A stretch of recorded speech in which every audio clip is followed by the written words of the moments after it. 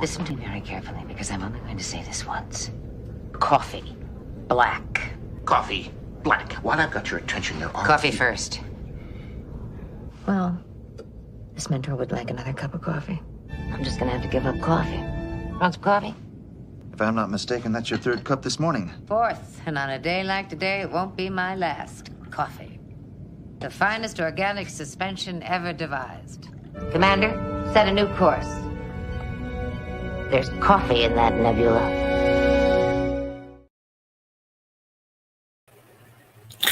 Good morning, good evening, good afternoon, and good night, and welcome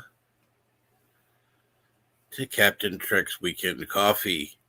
Speaking of which, I don't have coffee right now, so I will need to go get some. That I'll do in just a moment. First, I want to say hello to everybody who's in the chat. Good morning, Gorilla's Random Thoughts. Good morning, BK Dan. Good morning, Snorterpoopus Cuber. At least I've had enough coffee to say your name. 47 Yorktown says bonjour from Eastern Canada. And yes, Mega Cropper says good morning, good afternoon, good evening. Well, see, you forgot good night, Mega Cropper. There are some people it's going to be night, but yes. Thank you. Oh, yes. And 47 Yorktown said, hashtag Janeway did nothing wrong. Good morning, Robert Rose Jr. How are you today?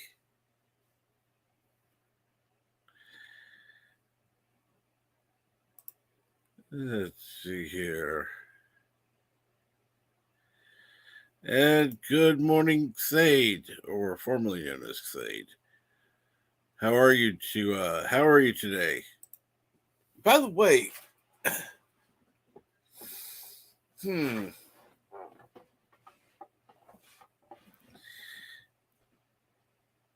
Hello Humans. I like the name, but it does kind of,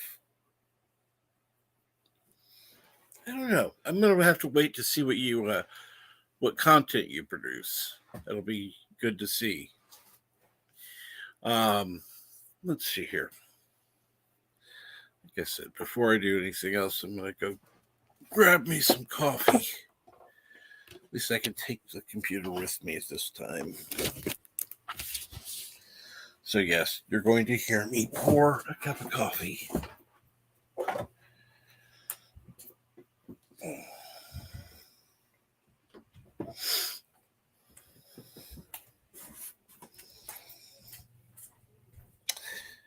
And yes, just walking through the living room. Here we are in the kitchen. Putting things down so I can get the cup of coffee. And there we go. Now it's time to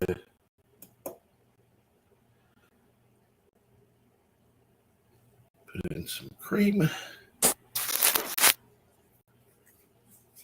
and some sugar.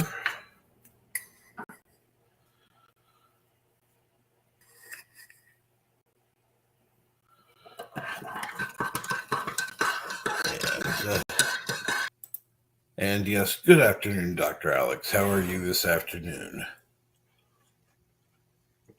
That coffee's a little hot.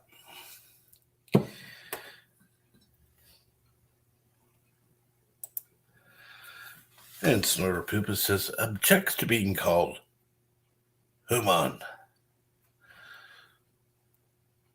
Well, I guess then the channel's not for you. I don't know.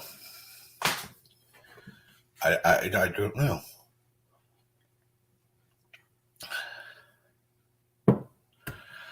Trying to remember, somebody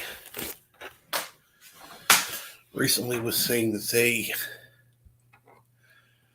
think it was Mexican Iron Man. I don't remember who it was. identified as something else. It was just so silly.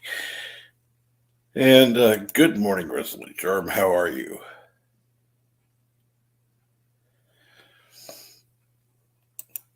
And yes.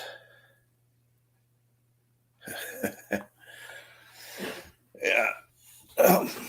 Trust me, there are some places where it's evening and night as well.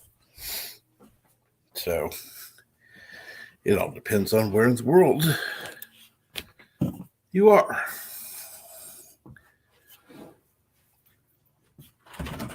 Because parts of Australia, I believe it's still night. I think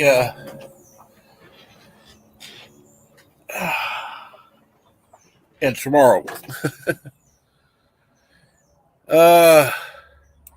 Mexican Iron Man says, was I summoned? No, you were saying something the other day on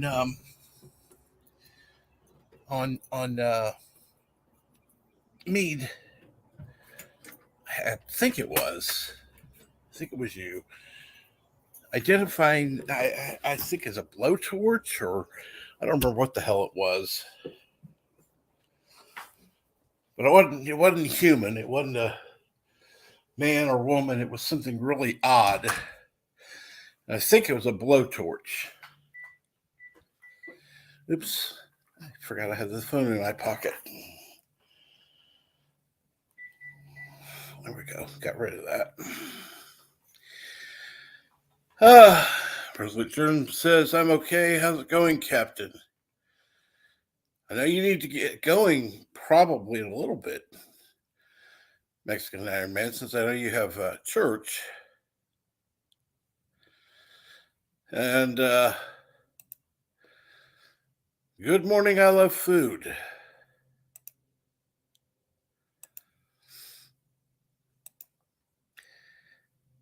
And going through all these, I love seeing everybody in chat talking to each other. It's amazing to see.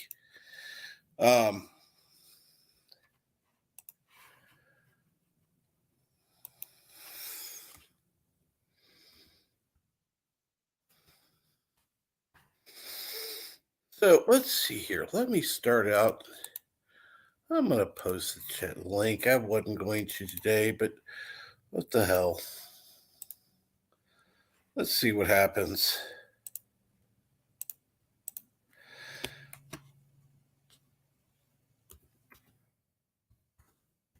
You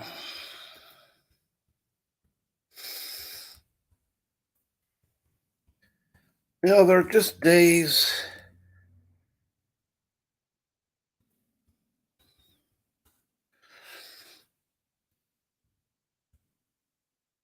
Just days that some strange things happen.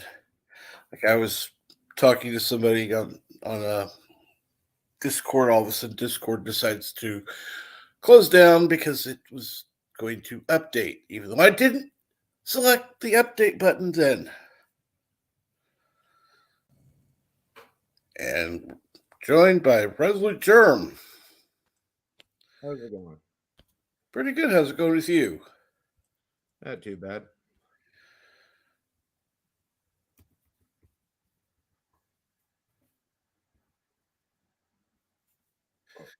Well, that's good to hear. And we've got gorillas in the room. Morning. That's good to hear. And we've got gorillas in the room. Oh, that's good to hear. I forgot to pause it on my phone. Don't worry about it. Ugh. I can tell I'm getting old. I used to be able to stay up until 3 o'clock in the morning and still be up at 7 o'clock, no problem. Uh-huh. Yeah, I slept till like 8:30 there. I'm still tired. Let's see here. I was fine doing that. Actually, until 3 years ago. That's when I started having health problems.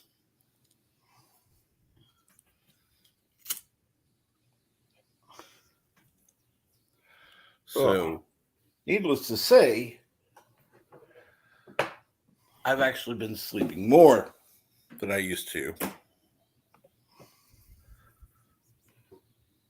Yeah, well, I thought I'd join BK Dance because I didn't have the kid today. I don't have the kid today.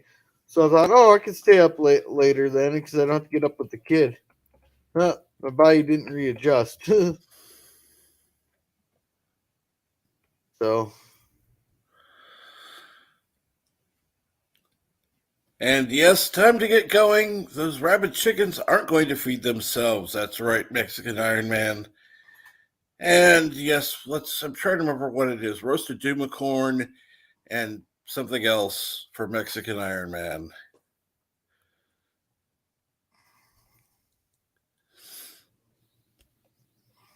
Blowtorch melting snowflake. Yes, that's it. Blowtorch melting snowflakes. That's right. It was a blowtorch.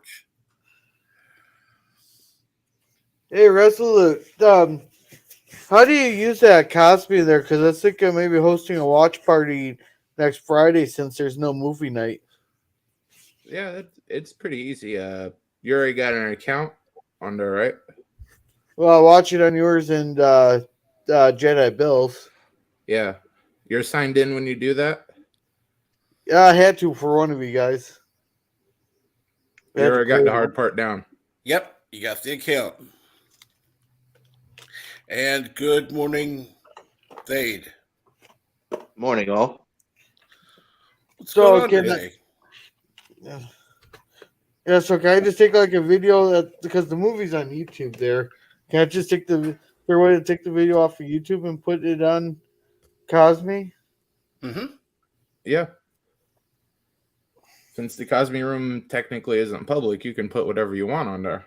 Okay, because the laptop I bought, I forgot to check one key little thing when I bought it, and that was for a CD player or a CD or a disc thing. Because apparently they don't make laptops with CD-ROMs anymore. Most of the time, no, they don't. Yeah. You have to specifically order it. You have to have it usually. specifically built. Yep. Most of the time, they just expect you do everything digitally now. So Yeah, I used to have them. I mean, you can still get one that you can plug into a USB port. Yeah. by the way, That'd be the simplest thing to do. hello again, gorillas. We sang together earlier over on Jedi Bills. So Okay. Yeah. Hey there. yeah, I just changed my name. I go by different names depending on what shows I'm on. I used to flop names until I actually started a YouTube channel, and I started keeping it the same. Well, what's funny is on the panel, I can, because everybody knows me as Thade, because that's the name I've used on YouTube for over a year now. But now that I'm setting up my channel is going to be called Hello Humans, and I'm going to make a character that I'm doing true crime and paranormal content on my channel, and I'm going to have a character that is going to be basically an alien android that is narrating the story, basically. So, Okay. That's why my channel is called Hello Humans, because I have a voice changer, and I'm going to start every episode with "Hello Humans," and then give them the topic, and then go through the topic. But it's going to be scripted shows. I'm going to do 2 scripted shows a week, and then I'm going to do a live stream on Saturday or Sunday, depending on which day. And we're either going to, the live stream is going to be just kind of a come discuss things with Thade, basically. So. Okay, I know one person will be interested in your channel. I'll send them the thing. That they're really into the paranormal stuff. Cool. Yeah, see, the first scripted show of the week's going to come out on Tuesday, and it's going to be a true crime thing. And then Thursday is going to be paranormal day. And I've actually got my scripts written for my first 2 episodes. I'm just waiting for some more equipment to come in before I start the channel. Cool. So I've got my first scripted true crime episode is going to be about the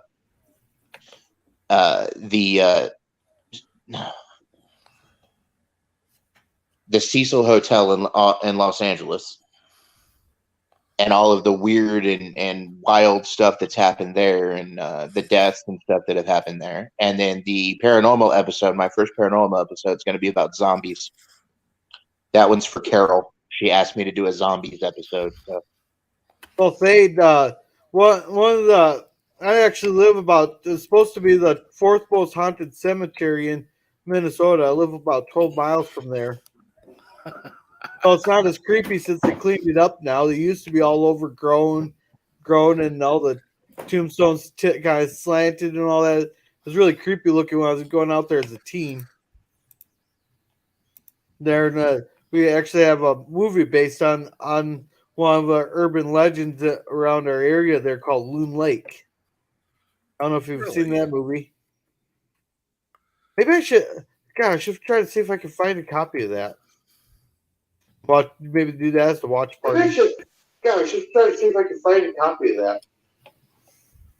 Maybe do that as the watch party. I should try to see if I can find a copy of that.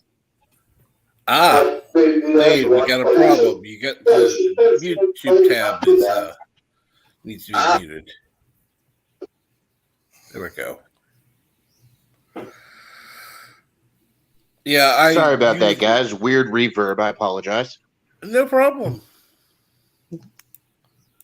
I did the same thing when I popped up. I forgot to mute my cell phone.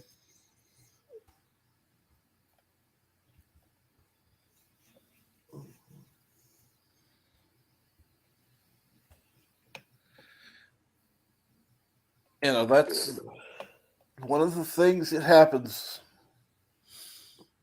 If it doesn't happen on everybody's live stream at least once, then it's not a true live stream. Well, if it doesn't happen at least once to someone there, it's not a true live stream. Because every live stream I've been on, it's happened to every single one. I've had quite a few where it didn't happen, but I've had quite a few that it has. So, it all depends. Either way, it's a good thing. Yeah. As long as people are talking and having fun, that's all that matters. Yeah, at least you got people watching me. Or most of my live streams there. Every once in a while, a couple people come in to watch. Otherwise, all mine's mostly no one's everyone's after watching. Yeah. Well, see, that's the thing. There are people. There are times I'll, have more watches after than during the stream, which is always one of the funny things. Yeah, I was kind of surprised at my one stream there. I thought the title would get people to watch it, but because that oh look, a squirrel, like what the hell is he talking about? So I have a question for our pal Resolute Germ up here. How resolute are you? Say again. How resolute is the germ that you are? Are you rather resolute, or I'm what just type of germ are you? Yeah.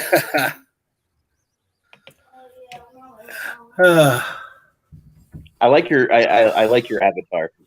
The germ looks angry. Yeah, Gypsy Lemons made it. Yep. I'm just your common United Federation of Planets seals. So. Lovely.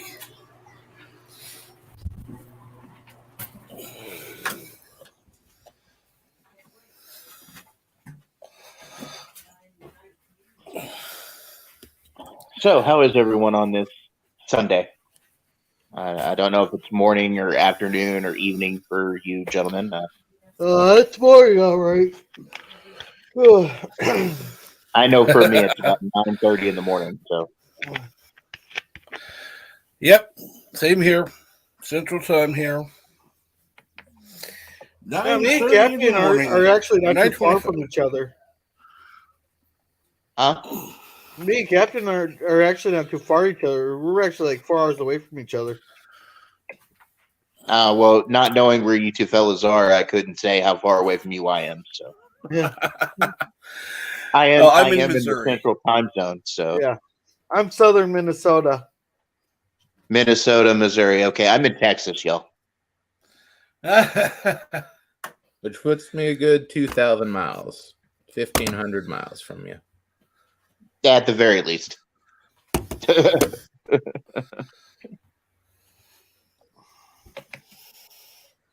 But that's okay. At least I'm closer now than I used to be where I, grew up. So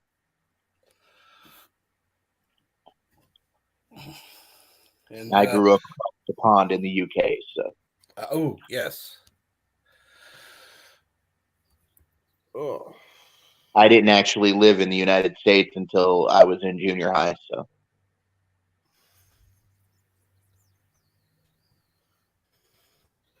Are you glad to be out of the UK? no, I actually wish I could go home, but I just don't have the money to go back, and COVID's held me up and everything else. So. Oh. Yeah.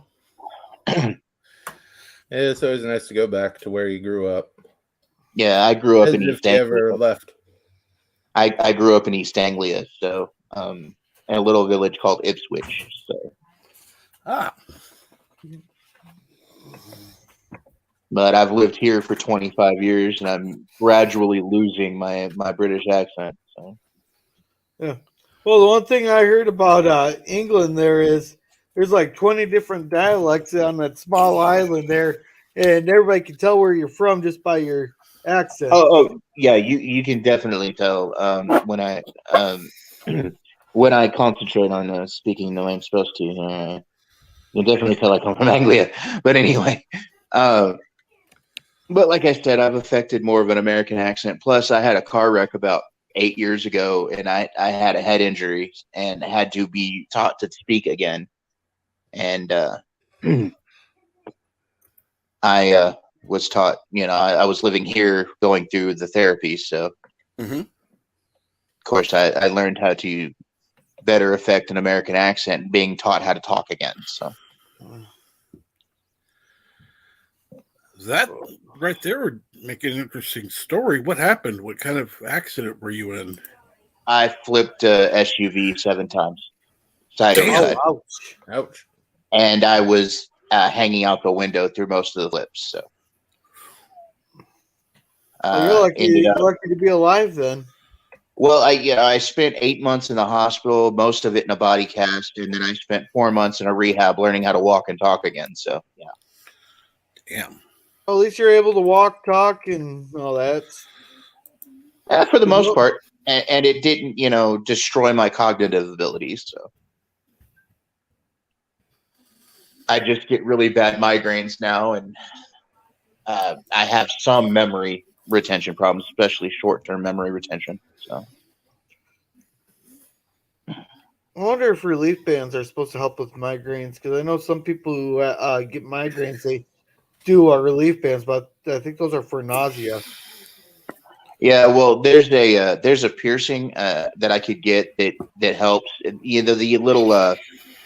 The little lobe of your ear, kind of not. It's not the lobe of your ear, but that up against your head when your ear touches your head, there's that little piece of flesh there that's part of your ear. Yeah. There's a group. I can't remember what that spot is called, but a lot of people say that if you get that pierced, it helps with migraines for some reason. I guess it's because of a nerve right there that runs on that part of your head. But Okay. I just, don't feel like getting another hole punched in my head. So. I can understand that one. I can understand. Well, when I was a misbegotten youth, I had a bunch of piercings in my ears and in my face, and I don't wear them anymore. As I've gotten older, the rebellion is gone. So, I really would rather not punch another hole in my head. So Yeah. Indy there said if you're close to Tyler, Texas, check out his nephew's brewery, True Vine. Oh, okay. I'll have to check that out sometime. I'm not near Tyler, but I get that way sometimes. I'm actually in Fort Worth, Dallas area. Oh, so you're close to my uncle. He's over in Forney. Oh, yeah, I know where Forney is. Yeah. Yeah. God, we went down there in like 1999, there was just like a small, dinky little town of like 2,000 people. And when we went in that back there in like 2010, I think it was, and it was like 77,000. Oh yeah, it's definitely grown. It's definitely grown. See, I grew up the little town in Texas. I grew up in a rural town called Cleburne, and it's when I grew up there. See, I've been out of high school for 30 years now, but when I grew up there, it was probably if it, maybe 50,000 people. Now it's well over 100,000 down there. So Well, that's because everybody's flooding to Texas. Wow. yeah, we've gotten a huge population increase down here, which is retarded because our infrastructure, our state infrastructure down here is freaking horrible. I think it's because everybody wants to leave the high taxes of California there. Yeah, we are getting a lot of Californians down here. Just don't let those sons of bitches vote. Oh God, don't get me started. Don't get me started. See, I am neither a leftist nor a right, or I don't I don't lean either way. I'm a centrist, but still, there's certain things that I just don't stand for. I'm a right-leaning centrist, basically, but I was raised in a very conservative household, so yeah, I lean towards leave me the hell alone. well, Yeah, see, basically. that's the thing. I hate when people question me on my politics because honestly, I don't like discussing politics because 99% of the time you discuss politics, you're going to piss somebody off, and I'd rather not have the hassle. But Well, I think that's any subject. That's true. I mean, the last like four. The last like 4 or 5 years have been just horrible with the whole political scene, and I have very strong opinions on the things that I have very strong opinions on. People don't usually like my opinions, so I leave it alone.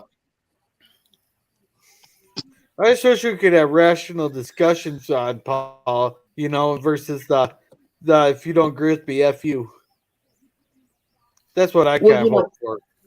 I prefer to have logical debates with people, and I can debate logically, but I have found that most people I encounter can't.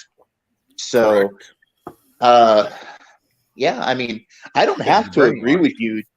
I don't have to agree with you to be civil and talk to you in a civil way. And well, I find I can't even talk about nerd stuff these days without people getting mad at me. So. Which is amusing because the channel that I regularly work with, Poindexter's Lounge, is all about nerd stuff. So, but the thing about us over there is we're very accepting, and we can agree to disagree on that channel. It's not a whole bunch of drama, but like we have people that come from drama type situations that come over and fucking flood us all the time in our chat. They want to fight when we're having a fun time on the panel, Yeah. I've never understood that. And honestly, well, my thing is, and this is, and I say this everywhere I go, but it's kind of my rallying cry. Back in the day when we were all growing up in our teens and 20s, and we were all, back in the 80s and 90s, we were nerds, man. We had to band together, because we were hunted. And your brother and sister nerds didn't always like the same shit you did, but you could at least get together and be nerds together. You didn't fight much. But now that everything's gone so mainstream, people just want to fight about everything. And my biggest problem is people like to fight and hate things just based on the company that puts them out. And I'm not that person. They said it, rather well on South Park. They say, once the art is out there in the world, it doesn't matter who put it together. It doesn't matter who made it. That art is now public domain, and it's okay to dislike something, but it's not okay to tell somebody else that they can't like something, Yeah. And, I mean, I'm not fond of New Trek, but I have several friends that are and have tried to talk me into watching it. It's just not my thing, but I'm not going to tell you you're wrong for loving it, Just like I am a huge fan of the Marvel movies, but everybody tells me I'm crazy, and it's because it's Disney. And I'm like, look, I look outside of the fact that it's Disney. Now, do I agree with Disney? Hell no. I don't. I think they're a horrible corporation, but when it comes to some of the stuff they put out, I've enjoyed it, Well, and I think that's the most important thing. Is it good? And well, I will say this, and I've often been called a Disney shill or a Disney simp because I like the Marvel movies. Kevin Feige doesn't make a whole lot of mistakes, and that man pretty much prints money with everything that he helms and puts out. Now, has every movie hit? No, but they still make quite a bunch of money. Even the bad ones have made a shit ton of money. Yeah, and I'm a purist, so even if I think that I'm not going to like it, I still watch it just to see, because you never know. I used to hang out with the Phantom Menace people, and I used to be angry about everything, and I just decided that, about 2 years ago, why am I angry about everything? I missed out on a lot of good stuff because other people were telling me it sucked, So now that I'm resolute in my position, I've gone back and watched some of the stuff that I was told was horrible, and I happen to like some of it. I even like some of Disney Star Wars, which I hear is a hot take, but no, I am glad. I'm glad that there are people who like it. I saw the first one, and it's like, what the hell is this? This is not for me. Well, when I talk about Disney Star Wars, man, I didn't like the sequel movies. I really didn't. But I liked Rogue One, I liked Solo, and I've liked The Mandalorian. Now, I wasn't real thrilled with the end of Book of Boba Fett, but hey, whatever. But I loved the 2 seasons of The Mandalorian we've gotten so far. So, I mean, it's kind of a mixed bag, But you're also talking to a guy who saw the first Star Wars movie in a drive-through theater when he was about 4 years old. So, oh man, I remember drive-ins. I saw every one of the original trilogy at the drive-in theater when I was really, really young. We actually got a drive-in here theater about I think it's from here it's about 17 miles. That's fairly close. Yeah. We've got one Really in good. Weatherford, which is about 15 or 16. It's between 15 and 20 miles away from me. I could hit the highway and be down there but they're the only place that I know of. There's maybe like 2 or 3 in Texas anymore. But hell, we're talking about drive-through theaters, and most regular theaters are dying, so I guess it's all nostalgia. Yeah. Yeah. Well, when we go there, 20 bucks for movie and popcorn is people's like, that's a little bit much, especially right now. Yeah.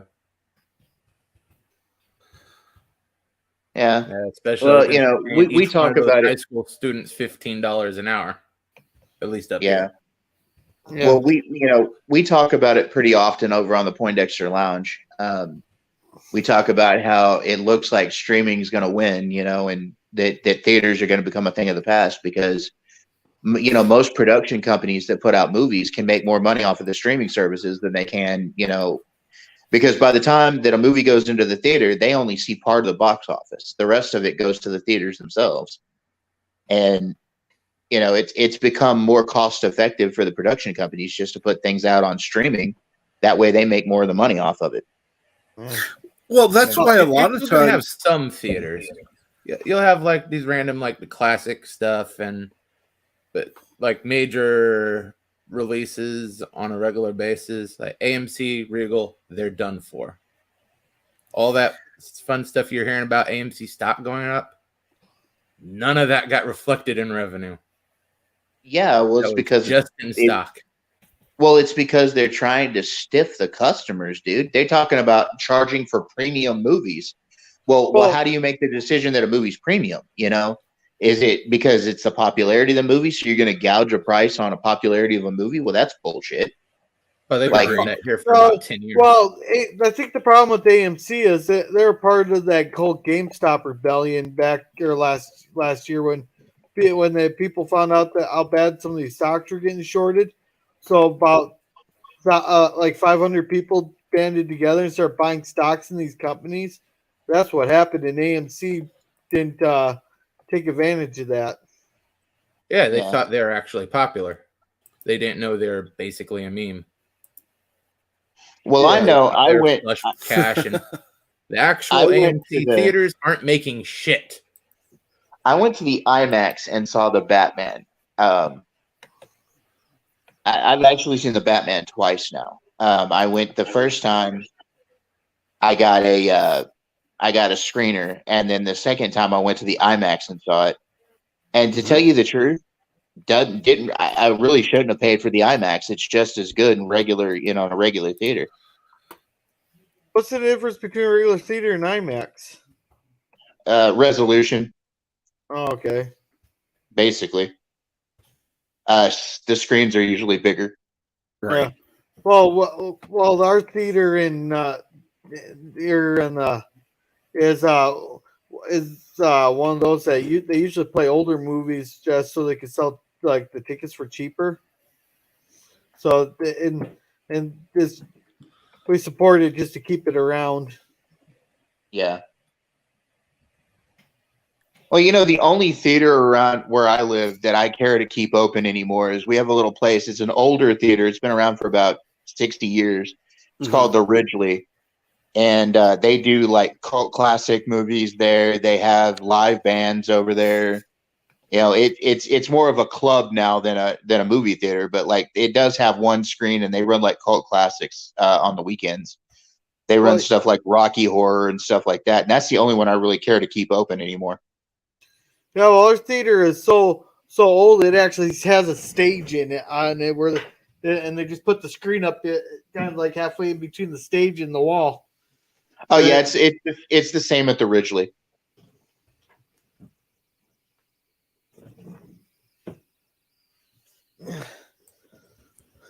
How you doing, Chief Cook?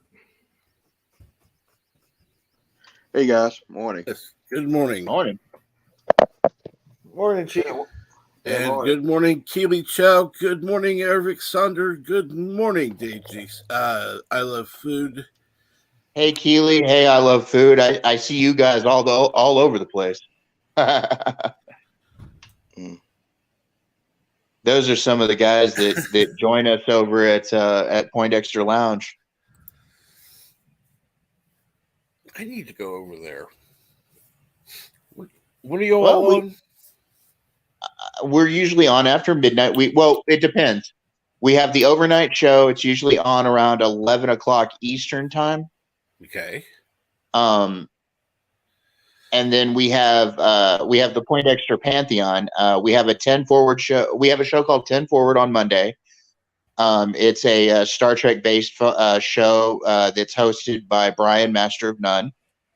On Wednesday, we have The Greatest People I've Ever Known, which is run by Austin Lean, and he does interviews with YouTubers there. On Friday night, we have the Sci-Fi channel, the Sci-Fi Center, with William out of Las Vegas. He runs his own shop out there, and he does a lot of media stuff and everything. And then on Saturday nights, we have Turn It Up to the Max, which is Mad Max from Madness Movies and Entertainment. And then Monday through Sunday, depending on the guy who runs the channel, Enosh, we have the overnight show after 11 o'clock Eastern time. So far, that's our lineup. Cool. There will be more shows joining the Pantheon. We pretty much plan on peppering the airwaves over there with different things. Awesome. I will eventually have one day a week over there myself whenever I get it all nailed down what I want to do. Right. I'm thinking about doing a horror movie review show one day a week. So Cool. but beyond that, Also Enosh, the guy who runs the channel, does Sunday morning worship. He's a pastor when he's not on YouTube, and he does Sunday morning worship at his own church. In fact, he's on right now. Probably it's called Echoes of Faith, and he does church in the morning over YouTube. So, Okay, go ahead. I don't think I have you modded, so go ahead and put the link in the private chat if you can. yeah, give me. Well, I'm gonna have to drop out to do that, but yeah, give me a minute. Oh, okay. I'm sorry. Oh, it's okay. It's no problem. I'll be right back. Good morning, Indy Tiger. Good morning. How is everybody? Hey, Indy. How you doing, Indy? I'm doing really well. We have a theater over here too called the Angelica, and they're kind of a specialty theater. They play like old classic science fiction movies every once in a while, and just like the classics. And it's in a really cool part of town too, called the Mosaic District, where you got breweries and you got all these little shops, and you've got second story and above apartments and that sort of thing. And it's really close to the metro station. So it's a really cool place. I used to work over there. Well,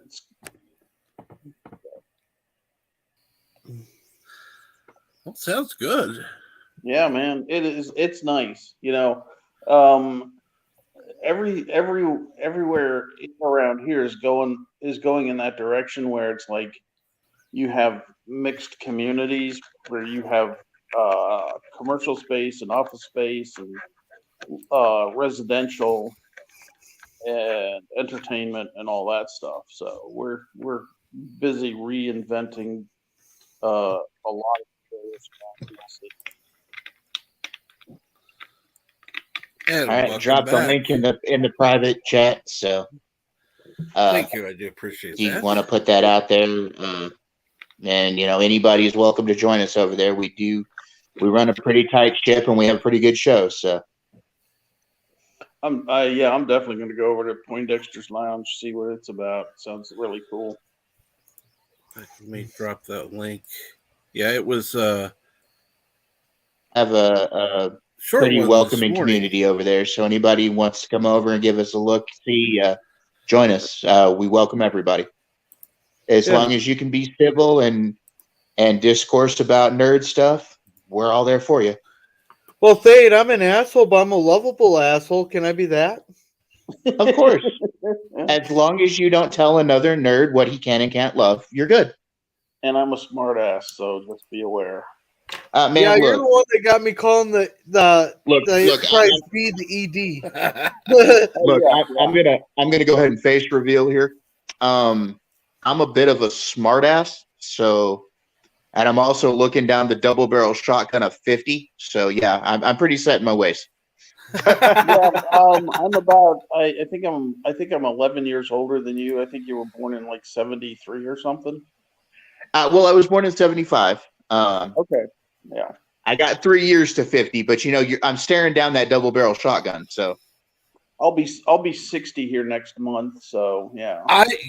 You don't look like that. Seriously, I'm looking at you and it's like, okay, yeah, he's about 50. That's. Well, yeah, I'm told Commander Thade looks like he's 35. Quite honestly. Well, I'm told that I look rather young. I'm Sicilian, so I'm half Sicilian, half British. My father was British, but yeah, I'm pretty much we well preserved, I suppose. Lieutenant Commander Thade that you're half British. This is what I would have said mid-30s for you, Thade. What did you say, Indy Tiger? You said something about being half British. I said we won't hold that against you being half British. Oh, please don't. Please don't. My father was 6'6", blonde haired and blue eyed, and he was born in Oslo, Norway. So, but he grew up in Britain. His mother was British, so he grew up in Great Britain. But yeah, Yeah, no, it's obviously Now I'm thankful you gonna still pull my have your ugly hair. mug off the I'm gonna pull my ugly mug off the screen here because I don't want to break any cameras or anything. Oh, Indy, Yeah. What's do you up? want to do a live stream later tonight? I haven't had you on in a while. I've got things to do, unfortunately, today. But one of them is a date, so I'm happy about that. So, All right. Well, that's good. yeah. So, Well, that takes priority. yeah. But Something I haven't yeah. had in a long time. Otherwise, I'd love to be on. Yeah. Ask one of these guys. Chief Cook can be on. I don't even know if Chief Cook subscribed to me. What kind of show do you do, Gorilla? I am. I do random stuff. That's why it's random thoughts. Yeah. Is that the name of your channel? What? Yes. Is that the name of your channel? Yeah, Girls Random Thoughts. Okay. My channel actually has not started yet, but it's called Hello Humans. Well, yeah, I heard that. Yeah, that's cool. Well, if you but, want to come in and promote your channel on mine, you're welcome to. Of course. Mine is just called Norman Dixon right now. But if I don't hear back from the county after this last email, I'm going to go back to Indy Tiger. So, long story. You don't need to hear it. Well, they yelled at you for that, didn't they? They didn't yell at me for it. I just wanted to sound more professional when I was trying to get on this work group with the county for my neighborhood. Yeah. But they didn't yell at me for it. I just, like I said, I'm just trying to sound more professional. Yeah, well, your indie name makes more sense than mine. Mine just stemmed from me being an asshole, and it just stuck for some reason. Hey, but you know what? Gorilla Chief Cook has been in the Navy too, so he probably has a lot of good stories to tell. Oh, there we go. Right, Chief? Yeah. I was on FK Carrier, the original Enterprise 6.5. See, there you go. There you go. Tossed you a sub there, Gorillas. Yeah. That's what? I tossed you a sub there, buddy. Oh, right, by the way, that reminds me. Oh, We need to get Resolute Germ to 300 by April 1st. He will join me for karaoke, and he will do a face reveal. Yeah. And I heard you groan, oh God, before I said a word.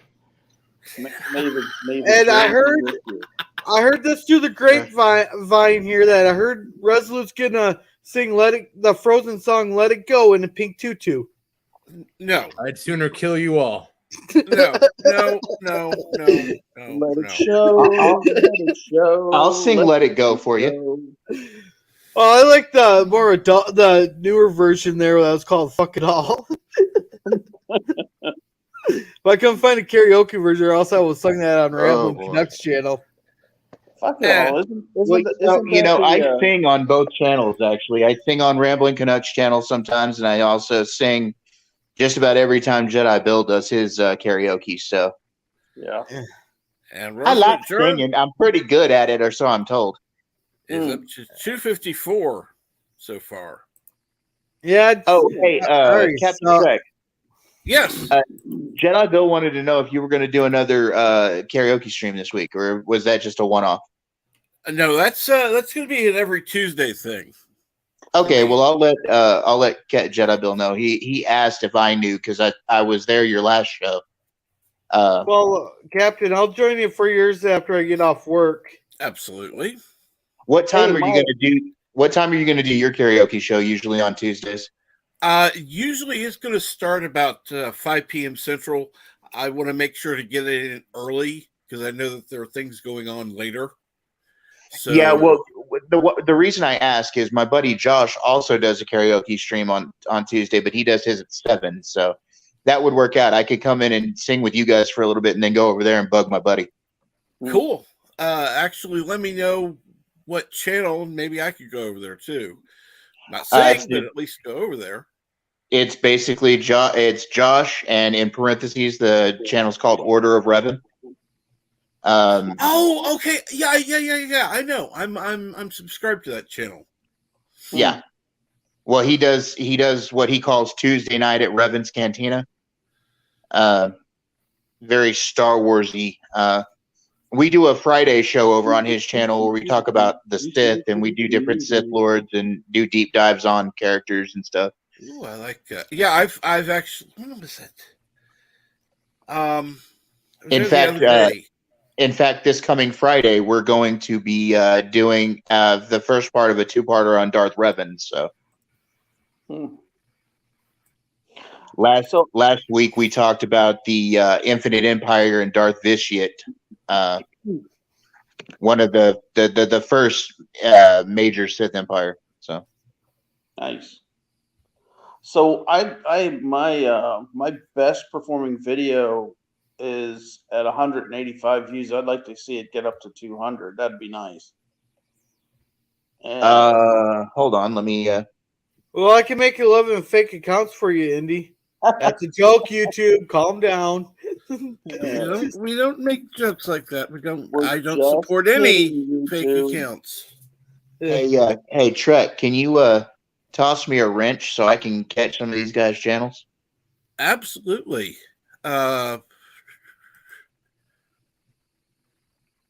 See, yes, I think I made you a wrench already. Did you? Let me look. Yeah.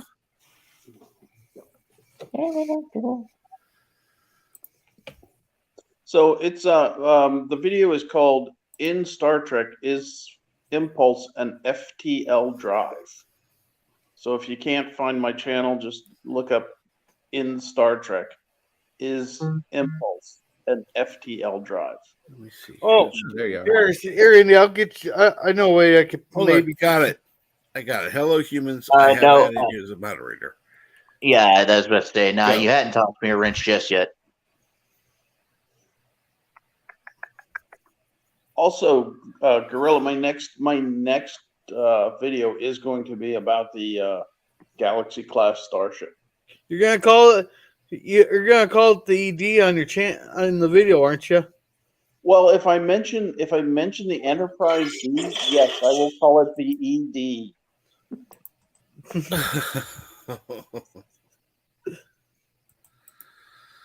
You know what? I've been seeing so many these videos on Enterprise D. What is with people with this E or the D? I mean, Jesus Christ, it's an ugly ship and God knows what.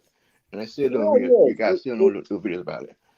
It really is not a very attractive ship, and I'm trying to get together with Salty and redesign it, do some minimal redesign to make it look a lot better. Because I honestly think we do a little bit here and a little bit there, but generally keep the shape, and it looked really good.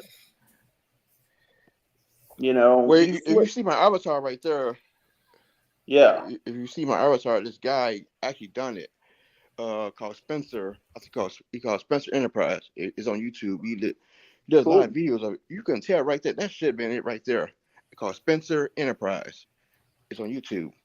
I mean, I've even seen some of the he does a lot. I'll check it out. Spencer Enterprise. Okay, Spencer Enterprise. And I've seen some of the early Andrew Probert designs too that are closer to like the Ambassador class, and even that is a better looking ship than what they ended up with. Yeah. Are you?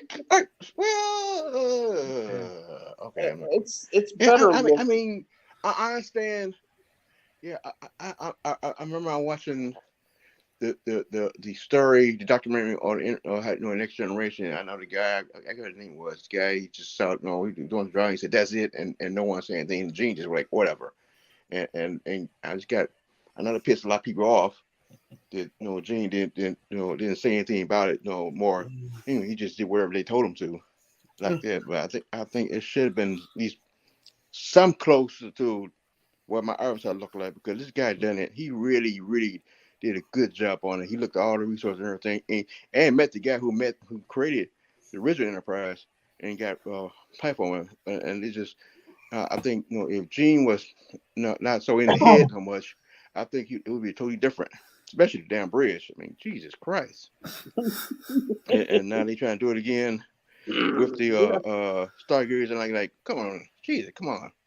You know what, Chief? I've The, been thinking about the size of the bridge lately, just in the last couple of weeks, and how yeah. a more compact bridge makes much more sense than a large, expansive bridge.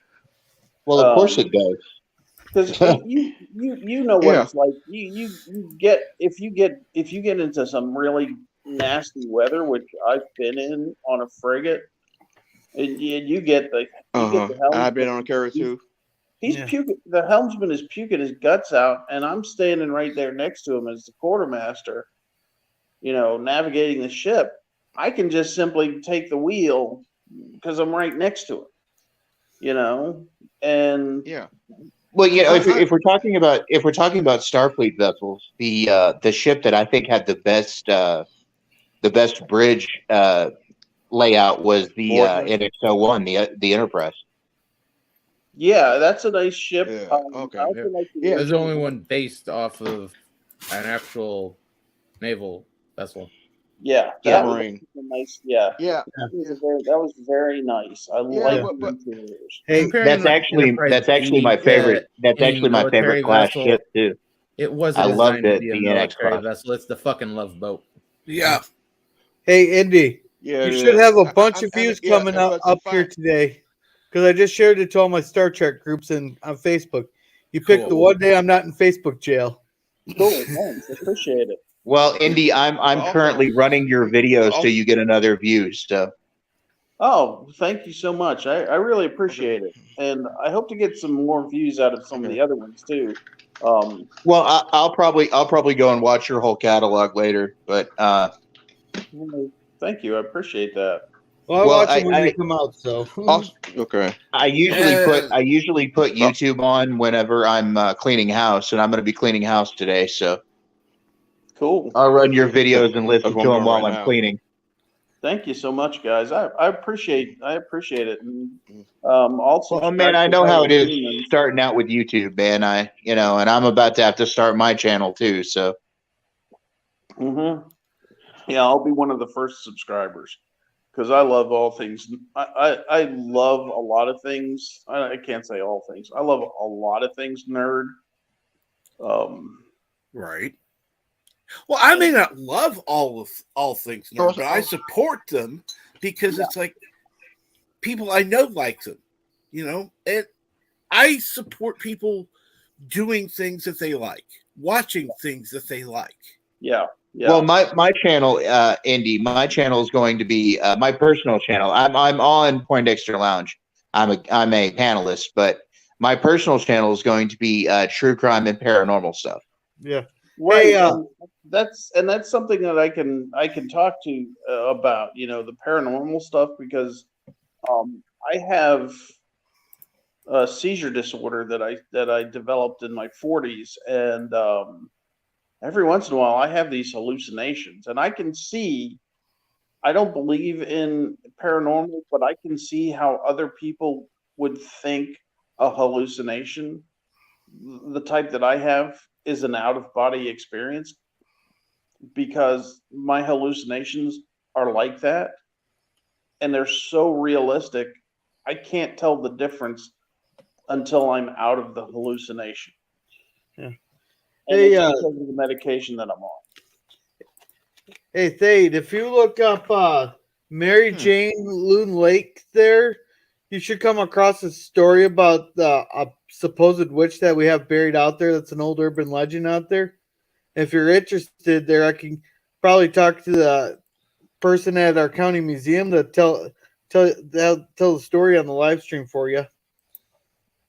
Or I can come on and talk about it. Okay, we'll do that. I was gonna say something about the bridge. I think probably one of the best bridge I've seen. The Defiant was kind of good. I just hate the fact he never showed that. I hate that table in the back. I thought it could have been a great navigation table right there. And back we just didn't make more sense to having it, but it could have been great. We had that bridge right there, but I know same way with Enterprise Bridge. You know, it could have been a great off station right there, but it's nothing like going old school. I mean, one thing I hate about where's the navigation thing? How do you navigate? You hit one button. This like this. One thing I always hate about Star Trek, you never show how do they navigate through space. Yeah, that's true. And plus, I know, Um, I know, what's the other guy who been Darren? I'll agree with me. They never show anything about an enlisted person. Enlisted. That's next to Chief Yeah, O'Brien. that bothers. Yeah, You that know, bothers the heck out of me. It's like, it's mostly enlisted and a complement of officers. It's not a lot of officers. yeah, Well, once you get yeah. to the TNG point, it's a the same way like majority on of carriers. officers because they stopped using the military standard. yeah. And the whole thing of being officers, it was mainly just a morale thing. Yeah. Oh, I'm an officer. And Well, there's just a really? scattering of enlisted men because they completely abandoned yeah. any Well, That real sounds connection really. to the military after Star Trek 6. I hate to say this, but that sounds really. yeah. That sounds really classist to me. If everybody's an officer for feel goods, but they still have a handful who aren't officers, that sounds Yeah, terrible. someone who worked on a carrier, I can tell you this right now. Someone working on a carrier, and you got officers everywhere. Remember we got pilots, the officers, and the rest of that stuff. It's too many, you know. Everywhere, and it's hard for a enlisted person, especially when you're trying to do something. You got to salute this and salute this person, and then pass back because you got a bunch of officers everywhere. Yeah. Oh my Too God! many Yeah. chiefs and not enough Indians? Oh yeah, exactly. Too Oh many generals. Yeah, yeah, and one thing about and one thing about it, it's hard, especially being an officer. You want to go up and command. You got 1,000 officers want to do the same thing. yeah, And same yeah. way like Star Trek. How do they pick who's going to be this? No. Yeah. Well, Yeah, let's see here. I'm going to go ahead and say something. Hello, Hector, the game collector. Good morning. Good morning, Six. How are you today? And Chief, I know the feeling. Even though I was on a frigate and it's a very small ship, there was one day we were chipping and painting the bridge walls, and just doing normal maintenance work. And word came down that we had to stop doing that so we could polish our bright work. We had our turnbuckles. So on the bridge wing, we had our turnbuckles painted haze gray, whereas the rest of the ship had them polished. And so we had to stop doing work. Yeah. We had to take down the safety lines. We had to rig We had to rig temporary safety lines. We had to go down to the helo hangar, grind off all the paint, and then polish the turnbuckles and put the safety. It was the most ridiculous thing ever, and it's because the ops boss, who was higher in the politics than the navigation officer, decided he wanted that to be done. That sounds like a lot of annoying busy work. Especially when we were doing actual work. You go try. You go try walking on the deck. And I know y'all seen aircraft curve, so we got to walk the deck, make sure any pieces, parts like that, and the whole from top to from the stern and bow. We got to walk the whole entire carrier deck. That's everybody. Yeah, we do that too. We did that. Planes. Yeah, so we did the FOD walk down too, where we had the helos come on board, or just drop supplies on the helo deck. Yeah, and that was all hands operation. I think the captain. Yeah, the captain's done that. The XO has done that. Then you got these lame ass lazy, lieutenants. They want to do it because officer, what I gotta do that? What could he told you to do? Come on, it's just walking the deck. That's it. You look down, see the thing, pick it up. That's it. It's easy path. And they all complain about bitching and shit because it's cold and shit and everything and crap and a CEO can do it. Why can't your lazy ass? I'm a pilot. Seriously, you got to do it too. Yeah, you got to do it too. I mean, everybody does it. And it's Yeah. you know, in the Navy we called it every swinging dick. You know, Exactly. that's one of those that's one of those all Yeah. hands operations. It's just every swinging dick. It's like, Yeah. I seen a 2-star admiral done it. So what the yeah, fuck? A seriously. 2-star admiral is in there walking the deck with everybody. Yeah, And you got this young junior army pilot shit and bullshit. Like, come on. yeah, It is. But like I said, no, it just shit for the officers and you got shit for the non-commissioned officers. You know, then you got the engine crew, you got the weapons crew, you got the repair crew, and et cetera, et cetera. And as you go back for you don't know who the fuck on there to the last minute and shit like that. It's just everywhere. And that's why I hate about Star Trek. It's just same thing. You got officers everywhere and no commission, no ensign, no non-commissioned officers besides chief. I feel sorry for the chief because every time you got to listen to everybody, tell him what to well, do, and he got nobody telling tell him what to do. I at mean, least in Nog was like a bit like Nog. seriously, at least in TOS you had crewmen. You didn't know. Right. You could tell, and you could tell that they were crewmen because they were in jumpers. You know, they were in the one piece, usually, Yeah, and they or were no referred ranks. to as Yeah, crewmen. Uhura on the Man Trap, I think it was the Man Trap. She was talking to this. She was talking to the Salt Vampire, but he was a I remember that. crewman. He was not Yeah. an Well, officer. honestly, I think the reason why we see just a lot, like mostly all we see in Star Trek is the officers, is because they're the main characters. To be honest, but you do Yeah, I hear know. about crewmen and stuff like that. Usually, if you pay attention, though, like Star Well, Trek they had 6, a, for Yeah, instance. 1 and 2. Yeah, but they yeah, even had them in Voyager. It just we didn't see all the crew. Yeah, Yeah. yeah. But they're the The people extreme from minority. They are the minority. You're correct. yeah yeah, the people from the and Equinox got busted down to normal crew. The officers that remained behind on that one episode where they were using. Actually, the Equinox crew were what was it? Equinox 2. They only had 2, and everybody was I thought they lieutenant. were 4, but yeah. Yeah, 4. Yeah, 4. Yeah, 4. Yeah, at the end there It was was a just 4 of small them. number at the end. Yeah. Yeah, but Yeah, yeah, and you got.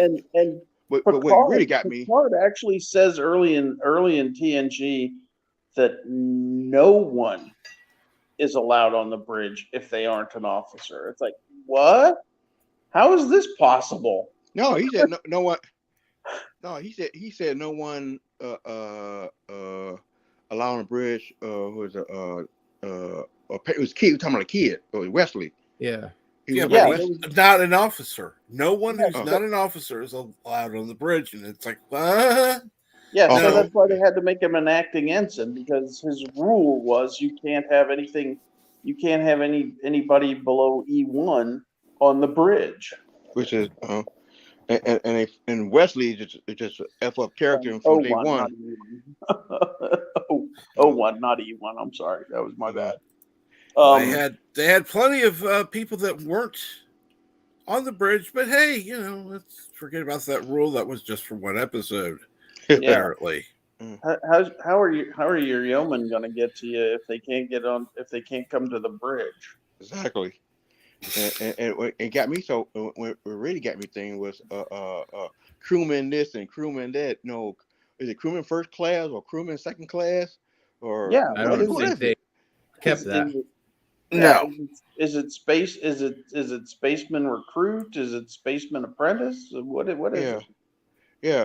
Yeah, so no They petty don't officer. have details like that because they're not the military. You'd have to think it more of like the crew of a luxury ship because that's basically what the Enterprise was at that time. Yeah, They truly went away from everything military, including the ranking systems. Yeah, but when they when Worf's dad comes on board on Family, he said I was a young chief petty officer. Okay. Yeah. Whoa, petty officer? You just said the word petty officer, and yet Chief petty. That's what O'Brien's rank was. Yeah. But that you changed. can't say anybody else. That bounced around a little bit too in TNG. Correct. Yeah. Yeah, he was. Well, if you remember in Star Trek 6, when they're hunting down the guys that supposedly had the space boots, Yeah. that assassinated the President. Chancellor, Yep. they called that one dude with the weird feet, and they called him Crewman Dax. Yeah. Yep. So I mean, the titles were there. It's just we never really saw them. Yeah. Right. Yeah, But- they did, but You also have to remember there were over 900 members of the crew complement on the Enterprise D. Yeah. Yeah. Actually, more than that. It was well over 1,000 crew complement on the Yeah. Enterprise D. But It's about 1,000 crew and 300 passengers, I believe. Yeah, but typically in the military, you're going to be called petty officer. Exactly. Or chief petty officer or senior chief petty officer. If you're above an E3, you're going to be called either Mr. or chief petty officer or petty officer in the Navy. Right. Or senior chief or master chief of the boat. Yeah. There's it's a distinction that you Exactly. The distinction that just didn't survive. Yeah. At that point, it all became worthless because, like, yeomans, everything the yeomans were doing in the original series, I remember that the computer was doing. Yeah, I heard quartermaster. I heard what I heard. Yeah, they get quarter. That personally bugs me because they get quartermaster wrong in Star Trek. It's not a quartermaster in the U.S. Navy and in other blue water navies. It's a specialist navigation. Period. Yeah. They don't do clothing. They don't do supplies. They don't tell you what quarters you are to reside in. You are a navigation specialist. Right. And it comes from the days of wooden sailing ships. Right. When you had the quarter deck and you had a petty officer to keep the riffraff off the quarter deck. Exactly. That's where it comes from. And another thing we always have, one thing I did hate on TNG is just, okay, you got 2 lieutenant commanders, you got 1, 2, 3 on the bridge, and I know we all probably agree on one hit from the bridge, they all gone. Who's next in command? Some engineer in the bottom. And that'd be Geordi in engineering. Yeah, exactly. I think that bothers me too, Chief. All your senior officers gathered on the bridge. That's like no. You distribute your senior officers throughout the ship. Bridge. Right. If the bridge gets hit, we know who's next in command. That's the executive officer. He's not on the bridge. He's in CIC. Exactly. So that gets But hit. you guys do it in the Navy. Chief petty officer, the chief engineer. Right. It's like that's the Navy. Yeah. But the Navy is a military. At this point, Starfleet, nothing close. Military. Starfleet is they fully and 100% believe from the time of Star Trek 6 to the time of the Dominion War, they were not the military, and it was treated exactly like it wasn't the military. Well, even in the Dominion War, on the Defiant, they had all the senior officers on the bridge. Yeah, when they're going into battle.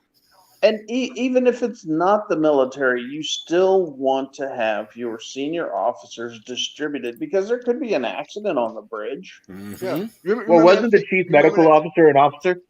Wasn't the head of the medical bay an officer? She's a commander.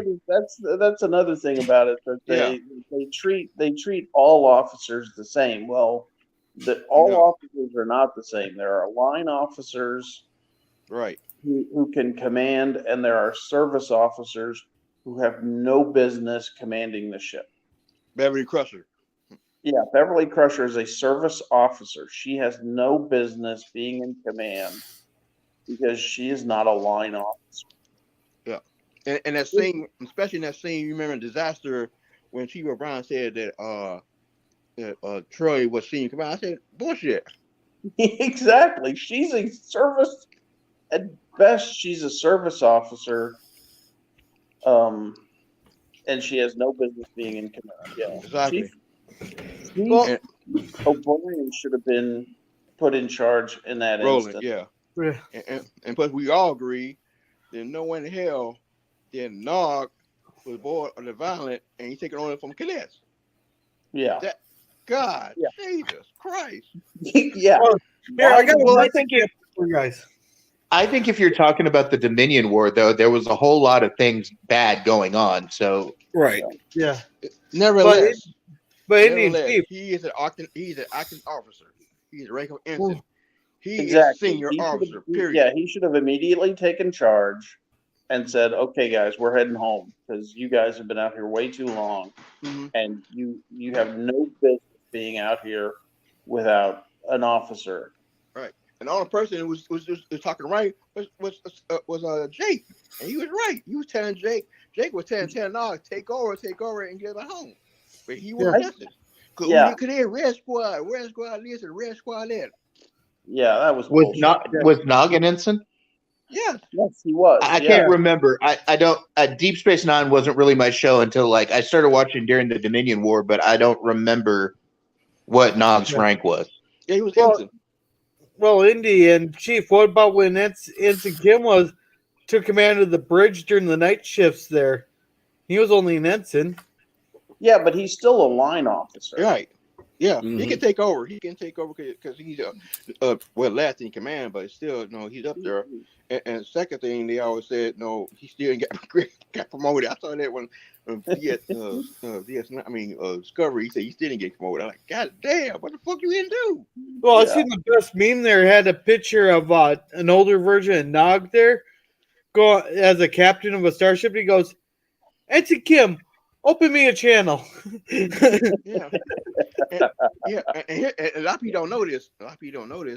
That the Nog was promoted before Kim, so Kim does call him Nog Sir because he was promoted to lieutenant junior grade, and so he did. So that's right there. But still, you still an instant. I just died laughing. Yeah. But that's probably a part because who was command. Janeway and like Kirk said back in the day, science officers never make good captains. And since Janeway was a science officer, so Yeah. always.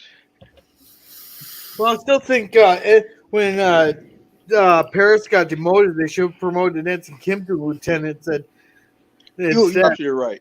Yeah. And I think that Janeway could have given Kim a promotion.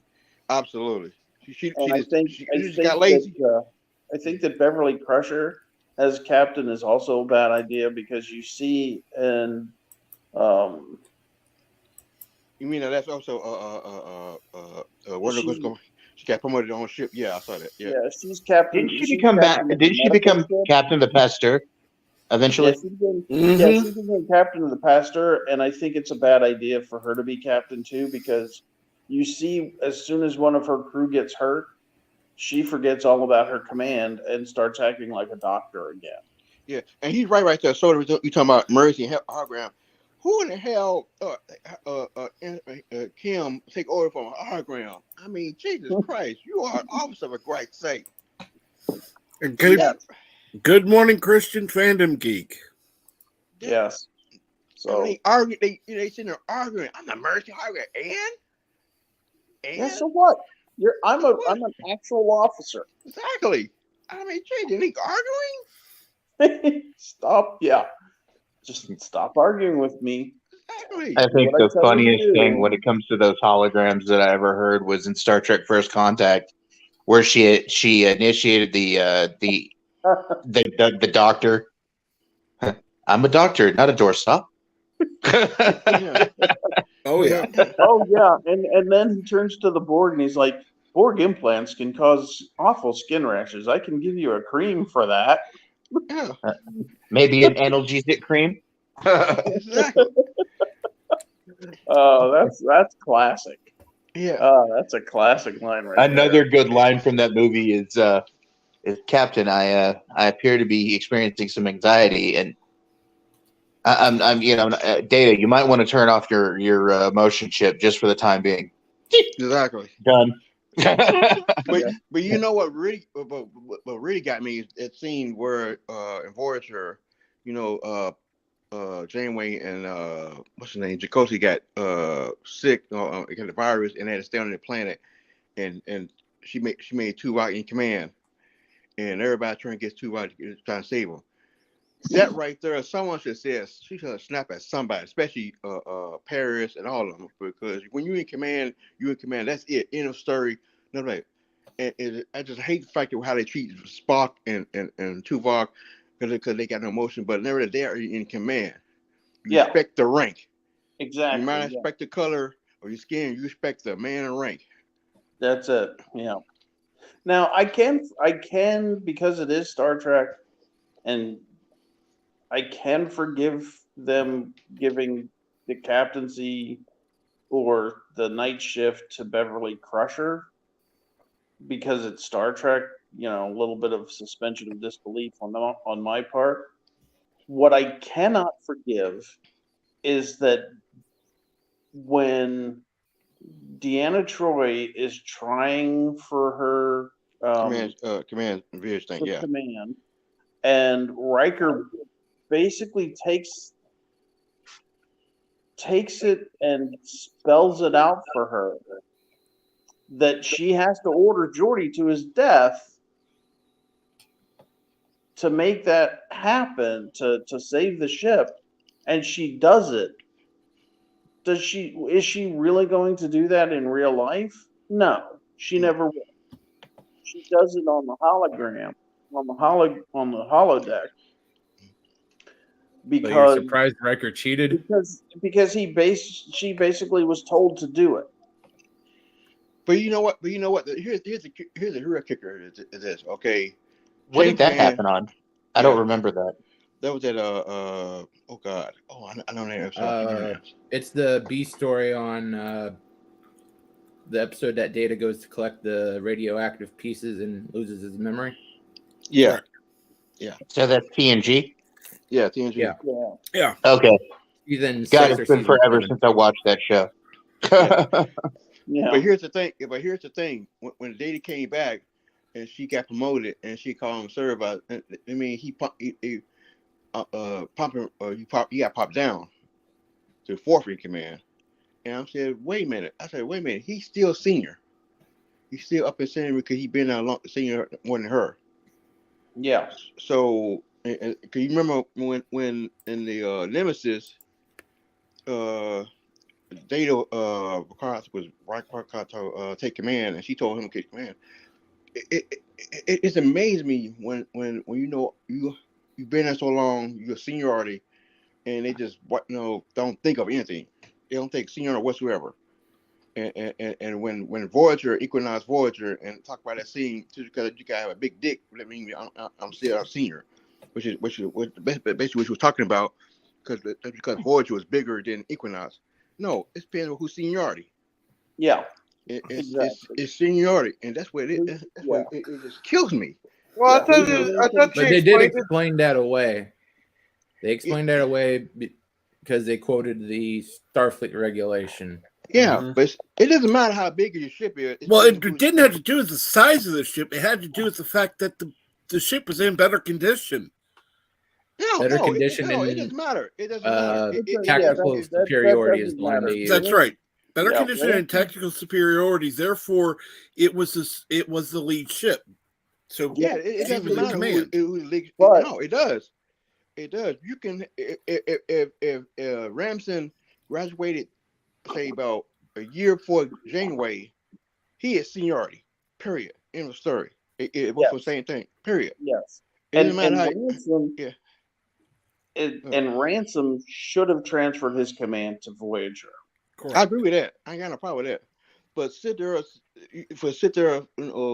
according to regulation, you got to find out who is senior, because it does come down to it. You have two captains on board who's calling shots. I mean, if Kirk put it this way, if Kirk came aboard Enterprise D and Picard, who's the cover? Who's be in command, Picard or Kirk? I mean, if Kirk has been in service all that time, it would be Kirk, definitely. Exactly. I mean, you can't say, yeah. Exactly. Hey guys, I don't want to interrupt your Go conversation for it. here, but I've got to hop out. So Absolutely. good hanging out with you boys. All right, Lieutenant Commander Thade. Oh, and by the way, real Good meeting quick, you, Thade. they also can the beer, so you might be able to find Vine beer in some of the supermarkets. Okay, FYI. I'll look around. Hey, Indie Tiger, I look forward to talking to you. Of course, I look forward to talking to the rest of you when I get things started up on my channel. And I'll stop by again here pretty soon, Captain Track. I just Thank got you. a busy day ahead of me, and I need to get Of to course. it. So Absolutely. Yeah, All right. see ya, Thade. I got to bounce too because I promised Vile Mike I'd be part of the Lord of the Rings Jeopardy, and I got a few things to do before that stream. So we'll see you, Absolutely. everybody. Nice. See you guys it's later. good. It's Yeah, it's really. good discussing Trek with you boys. I'll talk to you later. Yep. Bye, guys. All right. And like I said, another thing, if Picard, say Picard coming aboard, if they're going to do a movie and has all 3 series on there, Picard, Janeway, and Cisco, who's calling the shots? Who's going to be calling the shots? Yeah, Picard. Right, exactly. He's senior command. He's been in command. Depending longer on than the time frame, Janeway would outrank both of them. Yeah, but and you see it in Doomsday Machine. Commodore Decker has every right to take command of the Enterprise, Right. and Except for the fact that he's insane. If things had turned out differently, where Decker had destroyed the machine and survived, he could have brought Kirk up on charges, and Well, Kirk would have been in serious trouble at that point. wait a minute. Wait, not exactly. The problem with Decker, he, like I say, he was not fit. He was not already fit command, and Spock was right that he had a show, but you just cannot jump in and take command of the ship without Captain being there, and Kirk has that right to not because he's that's his ship, and you got to go through him. Spock, Spock is temporary in command. You can't just run around or take command while the CEO is not there. So that's one. So, cause they had that right to relieve him of command, and he can't do that, unless extreme emergency, like the captain is dead or first officer dead. Yeah. Yeah. Like no. Yeah, Chief. I mean, Commodore. He's a flag rank officer, so he basically transferred his flag to. Right. And Kirk has to listen to what he says, even whether Kirk is there or not. He can still order Kirk to do what he wants done. I agree with that. But no, in some situations, remember, Captain was off ship. Yeah, he was off ship, and that's the key thing. He was off ship. He's there, right there on Ridge. Yes, he can say yes or no. Depends on the situation, how his mental capability. He can just jump in and say, Spock, okay, I'm doing this man. No, you got to go through the chain of command. And Kirk right. that. Yeah. It's kind of semantics. Yeah.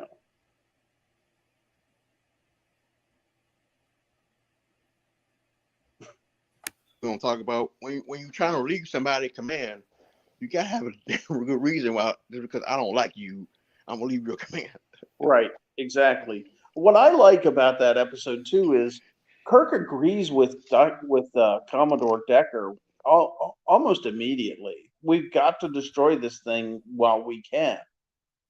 It's just the methodology that Kirk uses is successful, but that's after Decker sacrifices himself. To me, that is one of the best episodes of Star Trek. Yeah. Ever. Yeah. That was a good episode. I wish I wish they follow up on where the dudes come from. That's why I really wish that Gene had done something like that in TNG. Let's go back and find out what all the alien races that Kirk did. Discover and see how they go on 10 years now, 20 years now. Yeah. Like the There's a lot of TOS novels that do that. Yeah. I read the Picard one, and they basically had to make Kirk's a prototype weapon for an actual bigger weapon, so that Picard would have something more challenging to deal with. Yeah, now correct me if I'm wrong. In Space Seed, the Spock did say there was 80 missing spacemen out there, still out there. Yeah, some 80 or 90 Supermen. Yeah. Exactly. Now, what would happen if they had found them? That's what I'm saying. Stories like that. What would happen if Picard had found that species, or Voyager had found them somewhere on some planet?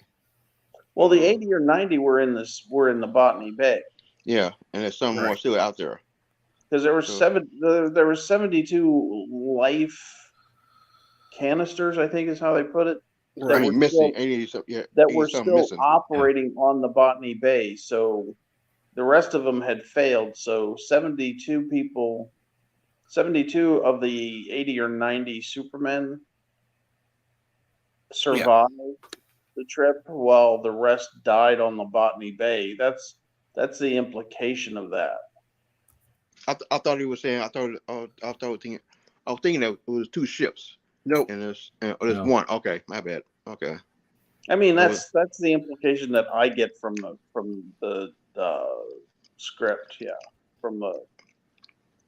Yeah, they're implying that they never gave a firm number of how many of the pods had failed, but they did say some of the pods had failed. So you just make the leap that 80 or 90 was the ones that failed.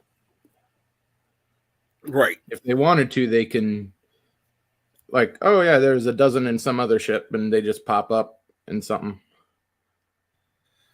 I would have liked to have seen some other things followed up on in TNG, definitely. Like Tanru, if Tanru had survived the Nomad collision as well, that would have been an interesting, I think, storyline. What was that name of that species of the arena? And they finally going, and that guy looked like the Metron. 80, Metron, and he said come back in 2 centuries or something like that. That'd been right there. Yeah, that would have been a good episode. Yeah, absolutely. I did like. I was just looking over because I'm looking at the Galaxy. I did like the one episode where these people were hiding an entire planet. That was cool. But then the device that they were using to hide the planet was actually causing them to I remember that. Yeah. Not have children.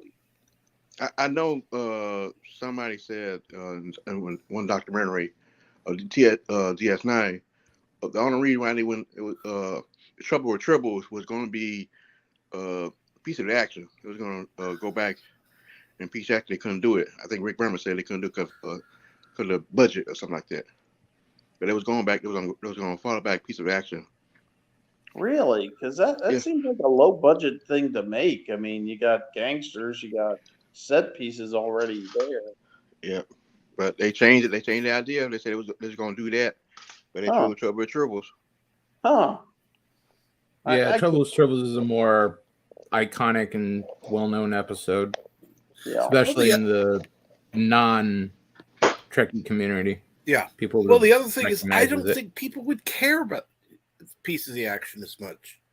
Yeah, I mean, because it was supposed to be a planet of Trekkies at that point. You know, the Iosians only imitated the Chicago gangsters because of the book that got left behind. Right. So then they would start imitating the 23rd century Starfleet. Exactly. So that to me, that doesn't sound nearly as good as Trials and Tribulations. Yep. That was a fun episode. Yeah.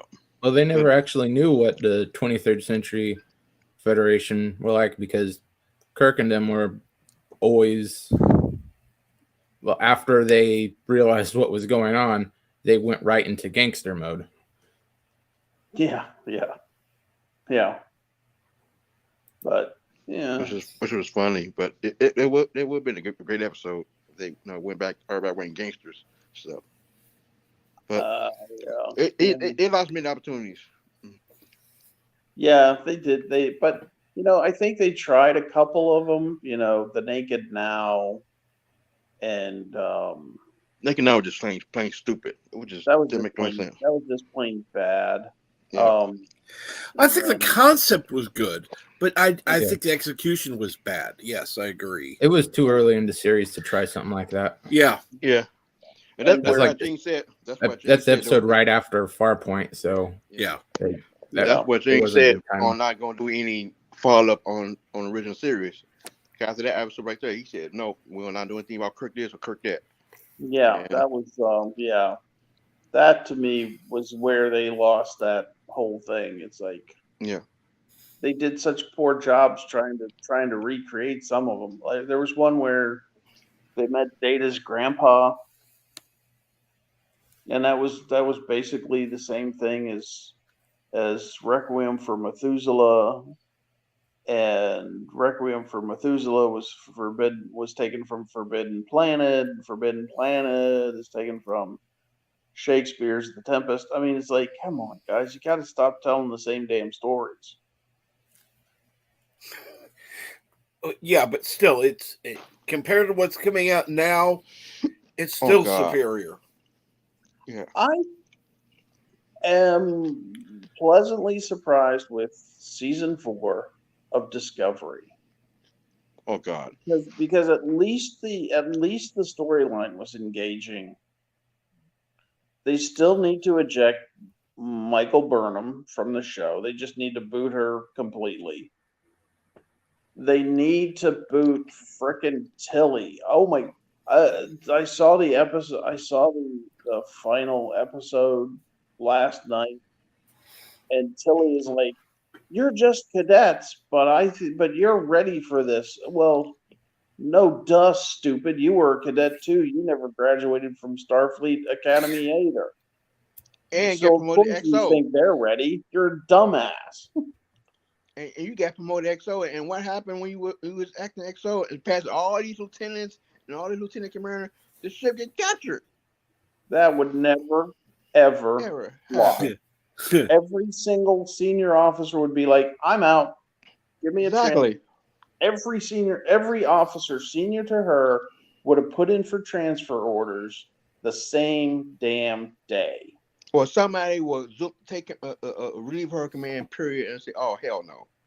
Somebody did. If that guy from Geordie, the episode with Geordie and arguing with the chief engineer, that would happen then. Something like that. Yeah. No.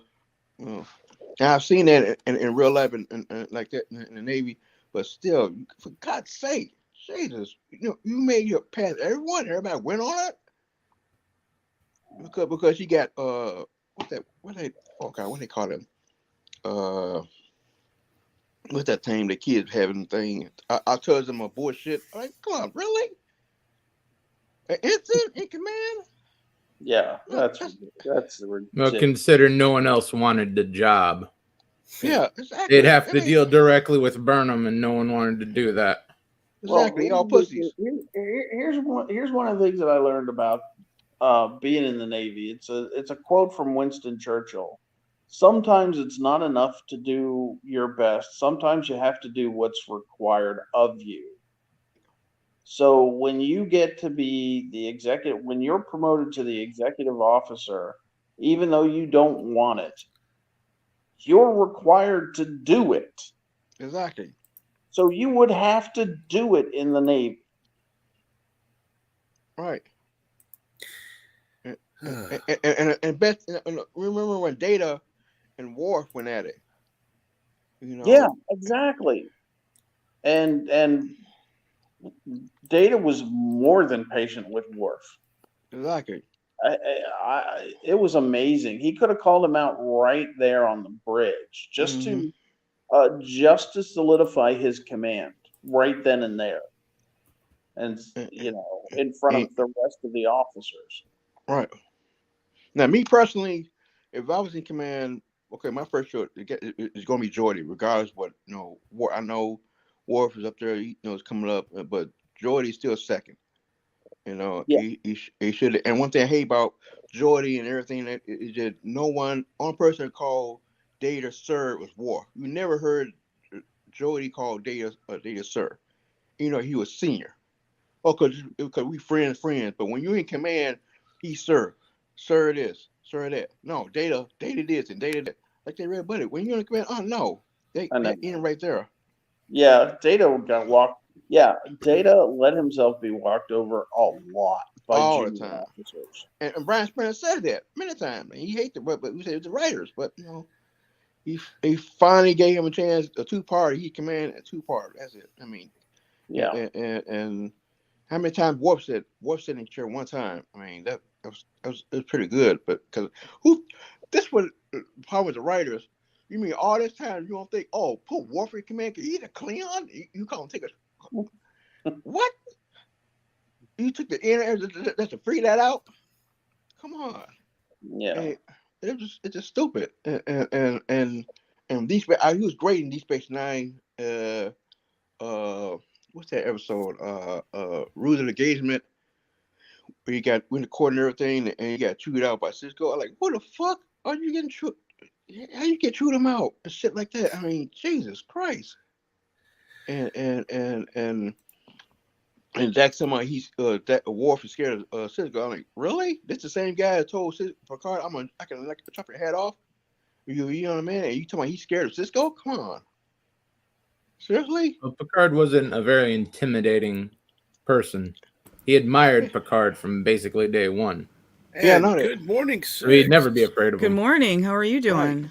Doing good. How are you? Good morning. I'm doing all right. I feel a little hungover, even though I haven't had anything to drink in years. I'm still trying to kick this bronchitis. Oh wow. I got that too. I know exactly where you're going to. I get that.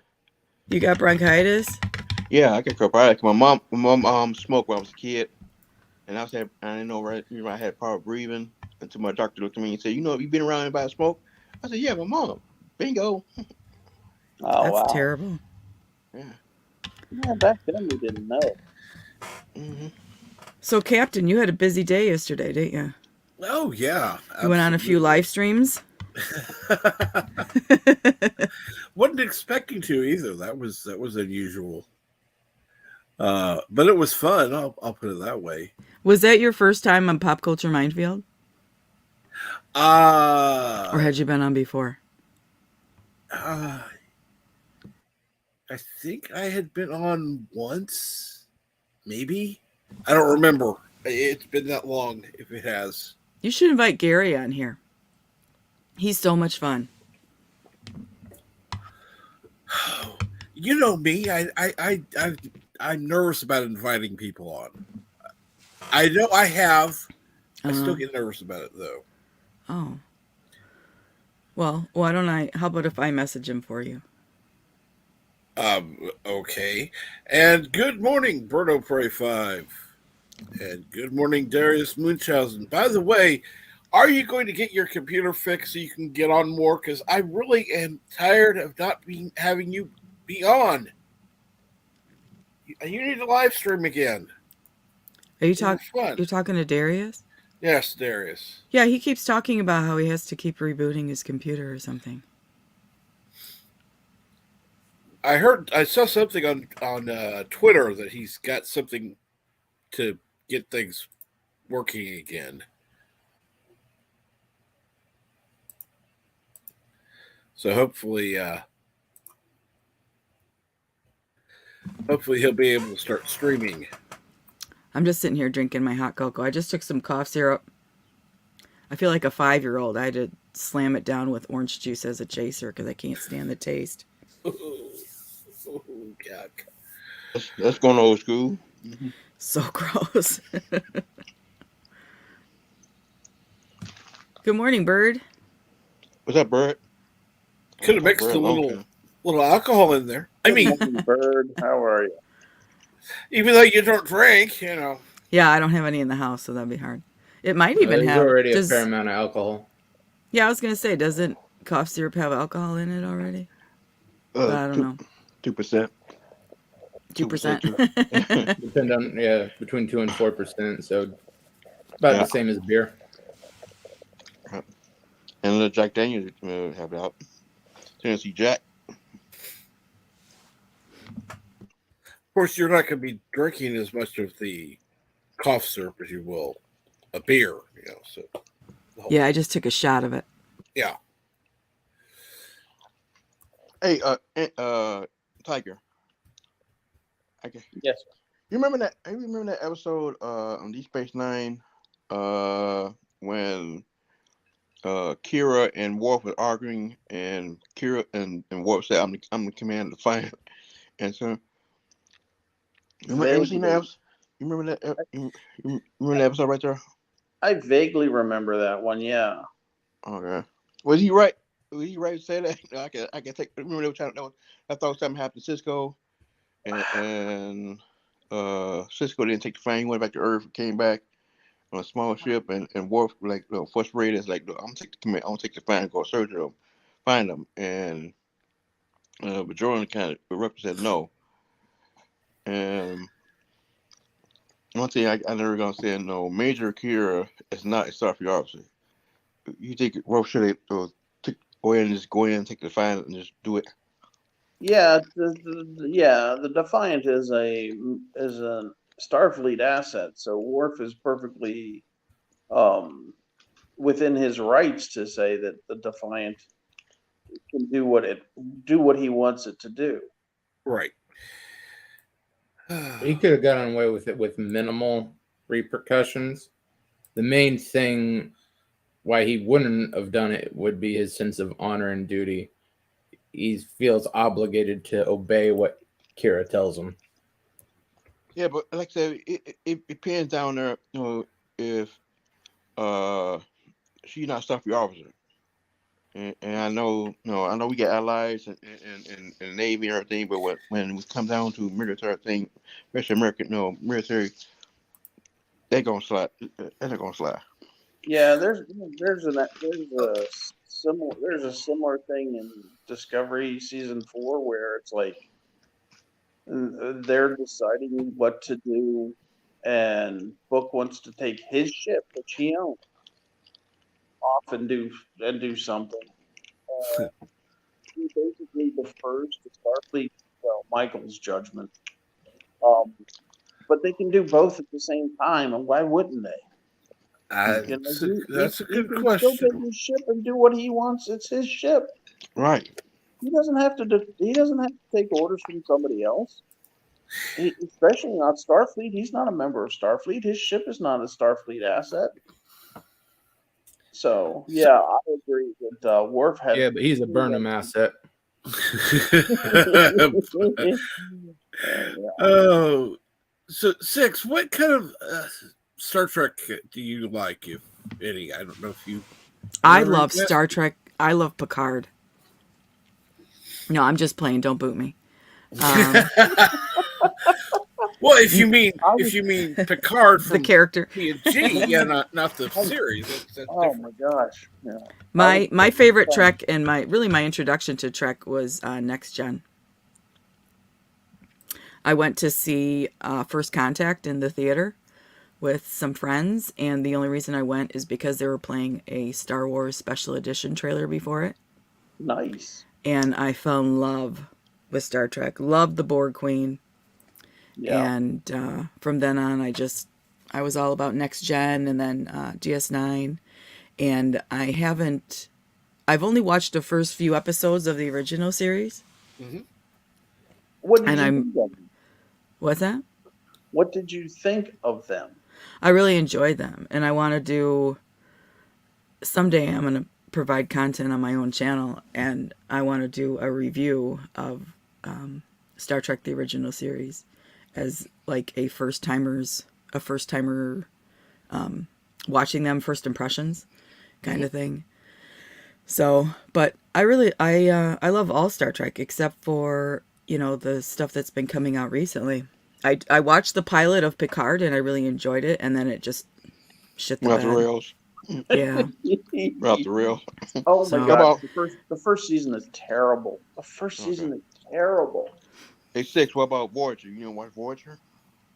Voyager. Who's the captain in Voyager? Janeway? Insane. I watched the pilot of that. Maybe was it the pilot, or there was another episode, and there was she gets on the what do you call the elevator? Turbo. Turbo lift. She gets on the turbo lift and her hair is a mess, and when she gets off the turbo lift, her hair is all perfect again, and that triggered me, and so I didn't watch it after that. And I meant to go back and watch the one with Scott Bakula too. Yeah. That one's interesting. Scott Bakula. The Scott Bakula character, I think, is played perfectly. A lot of people don't like it. Yeah. Nobody don't like it. I think he's playing it really well because he's the first one out there in deep space, and he's been fed all this happy nonsense about enlightened aliens. And the reality is, they're not enlightened at all. They're just as predatory as they would be on their own homeworld. And doesn't he have a dog in that show? Yeah. He has a beagle. I should watch that because I love dogs. Wonderful. Definitely watch that before Voyager. Oh yeah, okay.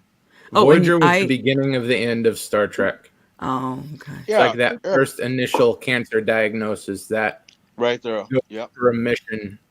Six, and then what's the name of your STD is channel? the full blown. Because nobody nobody don't know that Robert Ebo is the first captain or Chris Pike was the first captain for Kirk. So who in the hell is fucking Archer come from? And that's and that's I say it to this day. I know a lot of people don't know it's me. The character is Rick Berman. Period.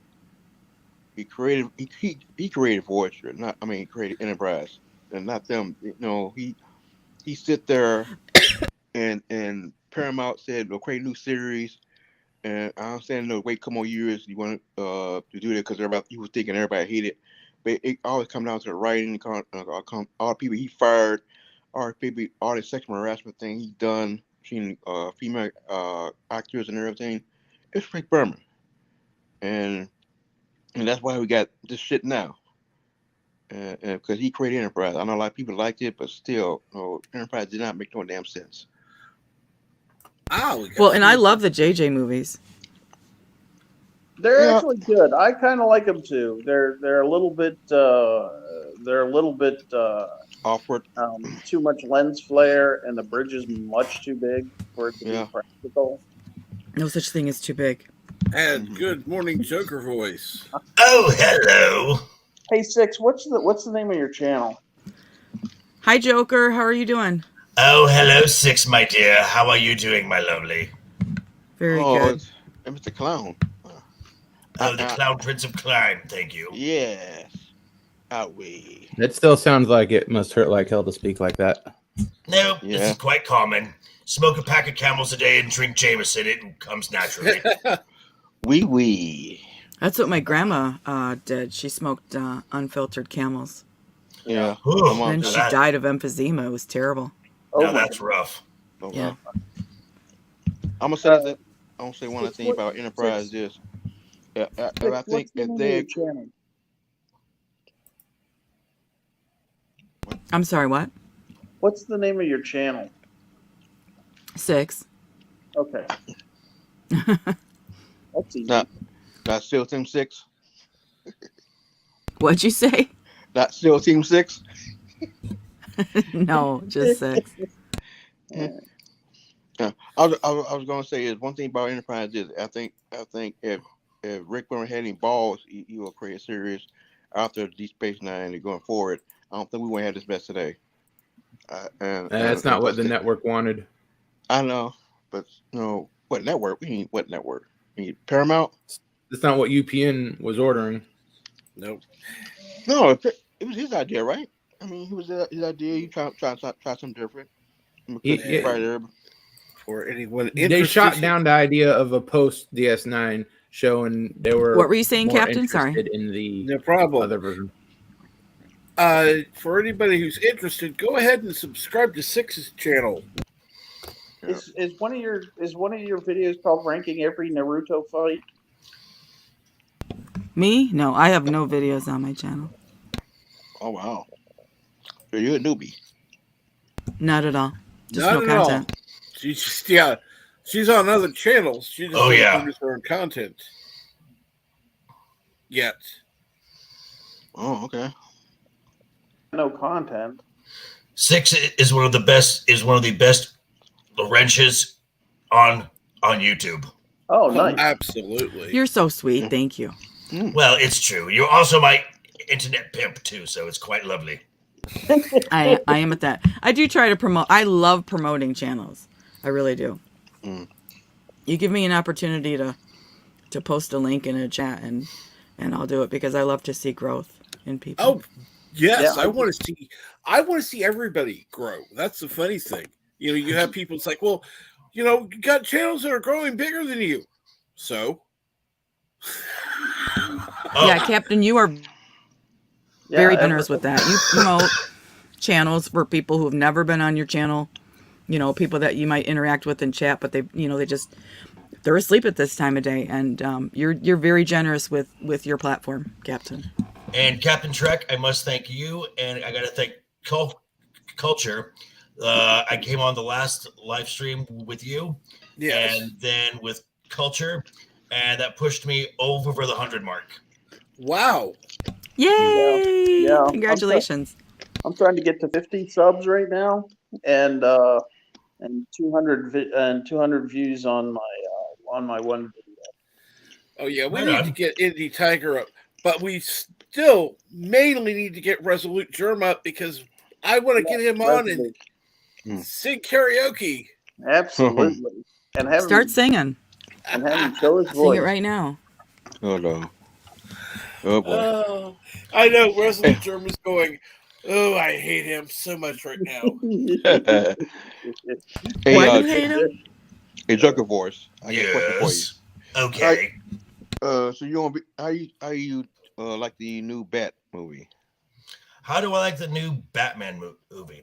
Well, I've seen it 3 times, so that should give you some indication. Holy cow! So yeah, that's a lot. Yeah, I'm watching it today. I would say don't drink anything for like an hour prior to going to see it because you're gonna have to go pee. I'm just saying. Yeah, that happened to me. That's why I'm gonna see it again because I did that and I had to get up twice. Oh yeah. In my opinion, the third act drags a little bit. Yeah. But I think if people wanted to see if Robert Pattinson could shed the Twilight stigma, he did a good job at that. Yeah. In other words, if you're going to go to the movie, ask the people who are at the ticket booth which one is the closest to the bathroom. That way, because you have to go anyhow. Yeah. And I will say this: there has never been a Batman film, or just in general, the one character that has never been miscast is Alfred. Yeah, all the same. Ever. I love Andy Serkis. And that goes back to the original Adam West series. I can't remember the guy who did the voice during Batman the Animated Series. Oh, I know the guy name. Yeah, I forget. Michael Koff, Michael Caine, Jeremy Irons, and Andy now. It has all been spot on every single time. I only wish there was more Alfred in this film.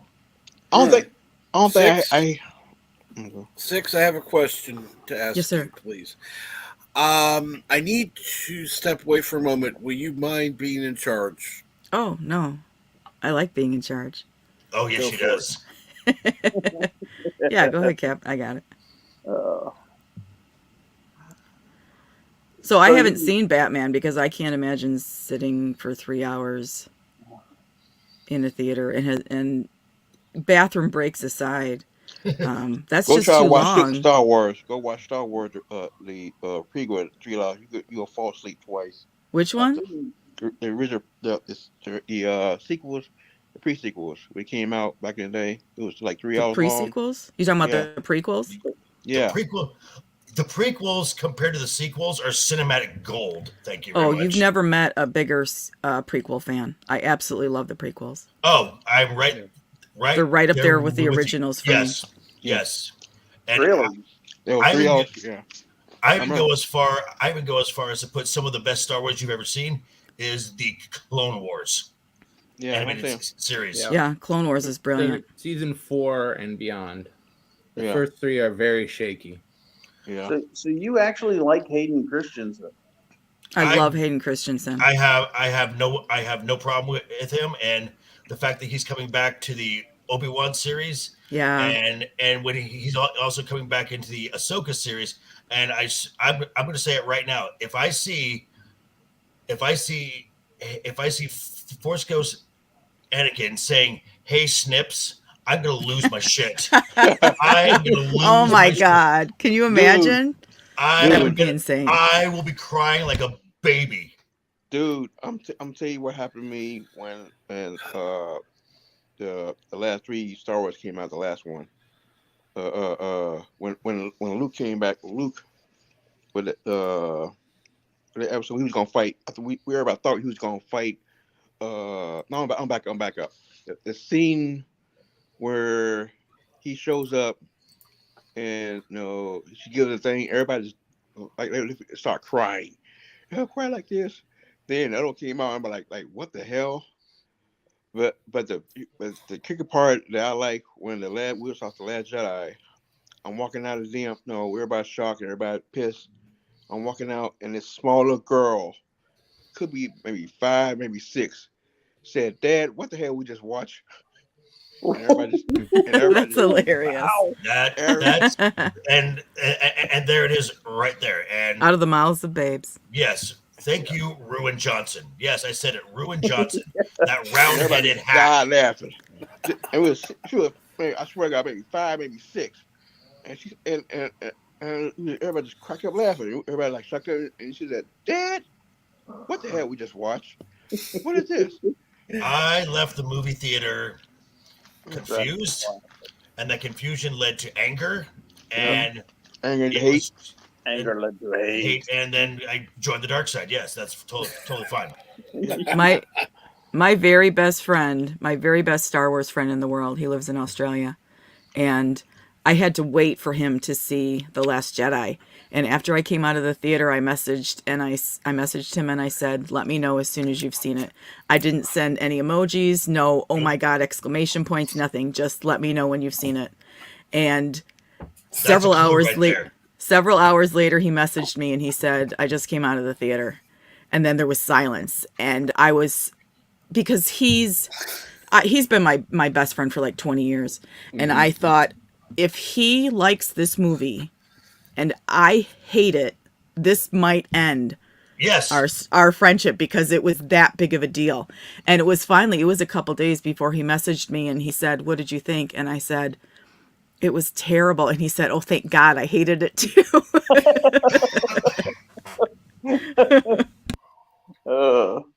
That's good.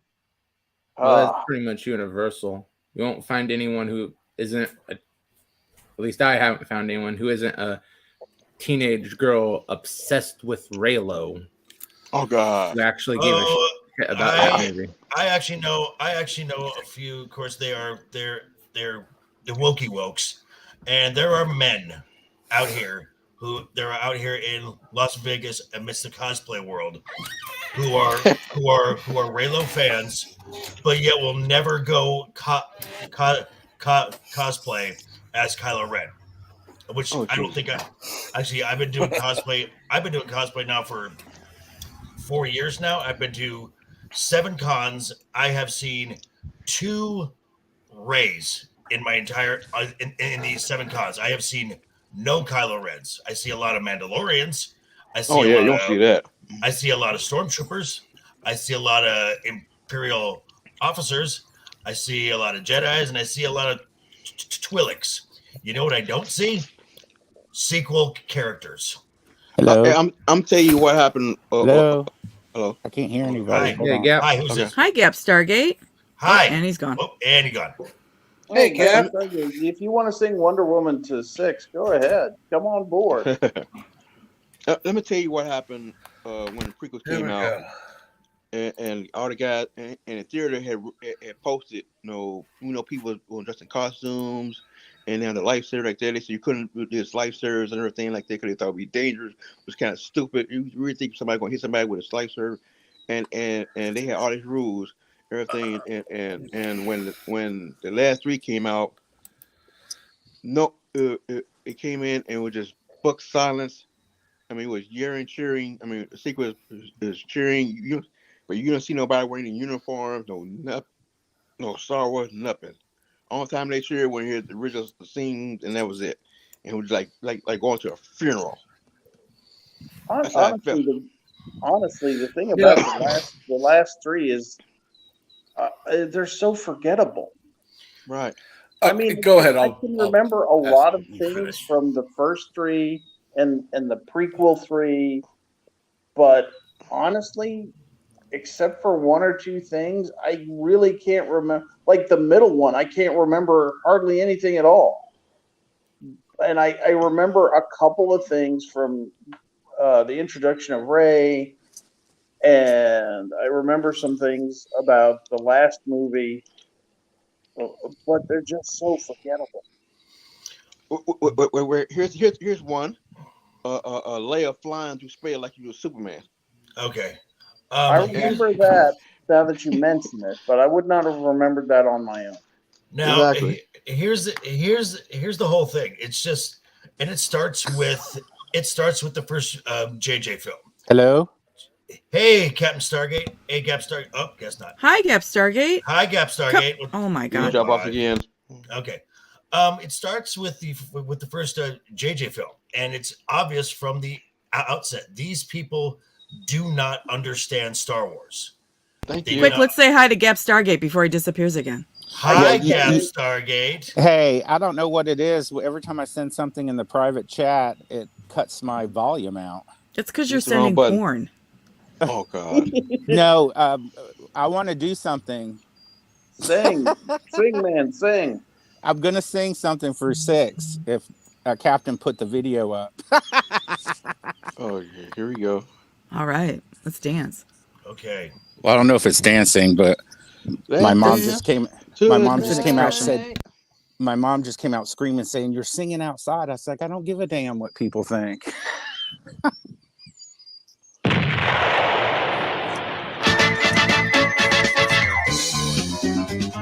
Wonder Woman, Wonder Woman, all the world is waiting for you and the power you possess. In your satin tights, fighting for your rights, and the old red, white, and blue. Wonder Woman, Wonder Woman, now the world is ready for you and the wonders you can do. Make a hawk a dove, stop a war with love, make a liar tell the truth. It's 6. Get us out from under, Wonder Woman. All our hopes are pinned on you and the magic that you do. Stop a bullet cold, make the axes fall, change their minds and change the world.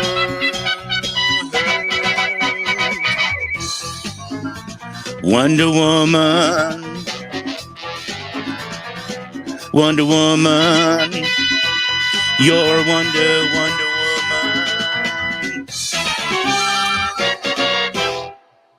Yeah. Woo! You know what? After all my years, I did not know all that was in that song. You know, I have to admit, on H&I Network, like every that was hot. Oh, yeah. Thanks. I meant that for 6, but if that turns you on, that's okay. I'm turned on too.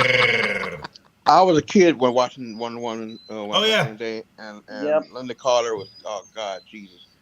But that Oh damn man, song, yeah, I love that slow motion running. And yeah, she's on every Sunday. First they start with 2 episodes of Batman yeah. on H&I Network, and then they have Wonder Woman, and then they have the Adventures of Superman until Mm. like 12 Central. So when I was a kid, I remember back in the day, Wonder Woman came on Friday nights on Yep, CBS. On yep, CBS, Friday and it was nights. right after Hulk. I think it was the Hulk series after that, and it was another superhero. I forget what after it was. But it was Gap, like was that the theme song from the Linda Carter series? yeah, Yep, Yep. yep. yeah, That was not even familiar to me, and I absolutely loved that TV show. yeah. She And, came and, out. She came out every Friday night at 8 o'clock on CBS. And Yep. yeah. and I'm surprised how kick-ass that tune is too. I used to watch it in the day, and I'm like, I never realized how kick-ass that the actual theme is. You know what I'm saying? I didn't know all of that. No, I remember the first couple of songs like that, but the recipe part, the actual, like, what the hell that come from? Captain, did you ever watch the show Wonder Woman with Linda Carter? Are you back? He was off. Oh, But okay. here's a question right here. What do you think of the new Wonder Woman? You think she's up to it? Gal Gadot. Gal Gadot. I Yeah, I love think her. she. I think she's great. Yeah, I think she's Is great the only too. positive about that franchise at the moment. I haven't seen the second film, but Please don't. Fight. There is Yeah, nothing redeemable low, about low, either of those low. Wonder Woman movies besides the casting of Gal Gadot. The first one was good. I had no haven't- problem with the Yeah. first one. I had no I problem with haven't the first one. seen The second one was terrible. I haven't seen 1984. Don't. I haven't seen it either. Don't. Okay, no. Don't. Actually, if you're gonna watch it, drink something first. You drink. Actually, Jack Daniels. Drink him. I didn't mean to interrupt, but go get some Jack Daniels and take one shot first. They could have done something really cool with Steve Trevor in the second one. I think. Oh, Hold on. Let me explain. I think that Steve Trevor's grandson should have showed up in her life. Yeah, like they did in the TV series. Yeah, and they look the exact same. Chris Pine plays the same character. Yeah, and she realizes that even though they look the same, they're not the same. Yeah. So she doesn't fall in love with him the way she falls in love with the original. Gotcha. I would hope not. That would be disgusting. Right? That would a lot of be people don't know in the TV series he was named Steve Trevor Jr. Right. Yeah. In the second season onward, he was Steve Trevor Jr. In the original, in the first season where they were still in World War II. Yeah. Yeah, it was Steve Trevor, and then it was Steve Trevor, his son. And again, the relationship changed between season 1 and season 2. She was in love with Steve Trevor. She was not in love with Steve Trevor Jr. Yeah, and I just wanted to say something real quick because I can't respond to the chat on my phone. But Darius, yes, H&I Network is on Antenna TV because I cut the cord and I get H&I Network, which has the Heroes and Icons shows, and Comet TV, Me TV, and I just have my streaming services. But back to the Wonder Woman. The only thing I didn't, I would have loved for her to spin around and change in her outfit because that's what I grew up with as a teenage boy. I was like, hell yeah, here we go. We're in that skimpy little costume. Yeah. She was perfect in that. I love the line by Etta Candy where they're in London and she's put on glasses and Etta Candy is like, yeah, put on glasses. Now you're not the most beautiful woman everybody's ever seen. But here's the real kicker. Okay, Wonder Woman could be like 6 foot. Okay, because she's Amazon. All right, and every show they have, they make it like shorter than men. And I think Gal Gadot's like maybe what 5'11", maybe 5'10", and they try to. Don't sit there and tell me. Okay, you can't find no 6 foot woman in Hollywood. Come on. I mean that chick from Deep Space. I mean, what's her name? Suzanne from Star Trek TNG played Worf. Her daughter's name. she was like 6 foot. Now, God was a great actor, but Jesus Christ, she was like short. Gal Gadot is 5'10". Okay, 5'10". Okay, and they put some boots on, make her like almost like 6 foot. Yeah, about 6 foot. Yeah, but I think she's brilliant. Yeah, I think she's brilliant too. I just wish they would have had an old throwback, about her changing into her outfit or something, or at the beginning of the movie, or at the end, have a throwback to Linda Carter and her, and she spins and she changes into Gal. Then the only thing you would like about Wonder Woman 1984 is Linda Carter makes a cameo. Yeah. Okay, well I'll just fast forward. Was that towards the end? It's at the very last scene. Okay, well I'll just put the Blu-ray in and I'll just go all the way to the end. I think you should watch the whole thing. If you haven't seen a film, you don't get to say the film was terrible. Yeah, I agree with because that. you're coming from a place of uninformed opinion. Yeah, that's true. That's true. And I'm a completist. Even if the first, I love Wonder Woman. So even if everybody says the second movie sucks, you're right. I might like it, but I still have to have it as part of the collection. Oh, you got a collection already. I was gonna say he's on HBO Max. They get on free now. Now I may be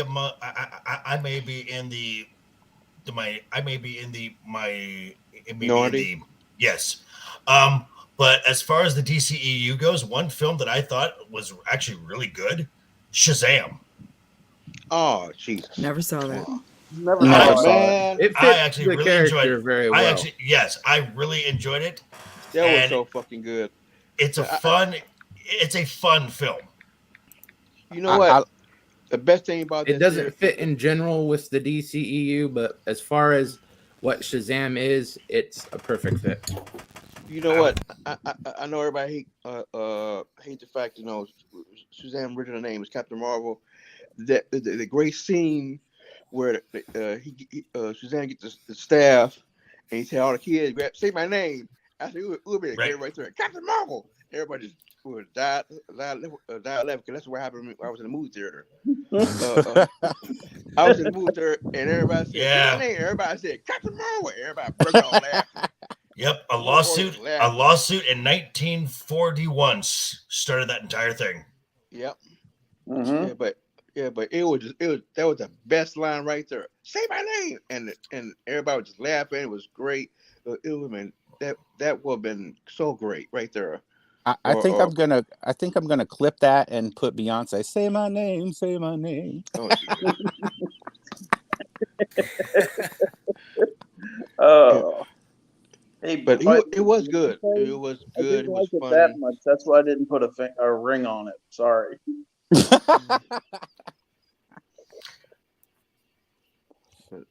Now I haven't seen any of the DC movies at all except for the Batman count?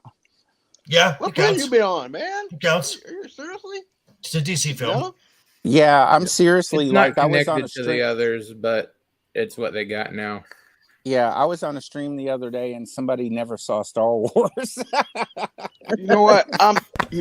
Who is that? That's Carol's Cookies. She hasn't seen it. Yeah, she hasn't seen Star Carol's Wars. Cookies has not. Well, she has not seen Star Wars.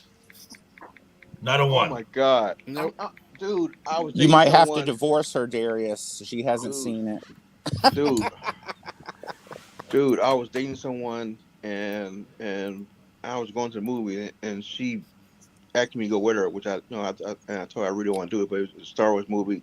She said, "Fine, okay." And I took her and I had to sit there and explain the whole damn movie, which got me so pissed off. I had to explain the whole damn movie, watching the movie, trying to explain to her what Star Wars was. I'm trying to watch this damn movie right here.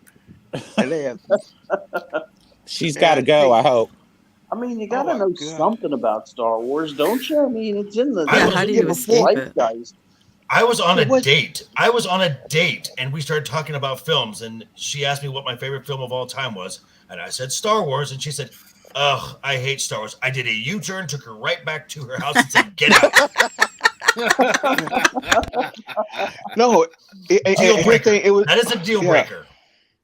I was trying to talk to her, and it was like talking to a brick wall. Joker, I would have found that information out before I even got his phone number. Luckily, I know. So the date that killed me was I was on a first date and with this woman, and she was telling me about all the problems she had in her 20s with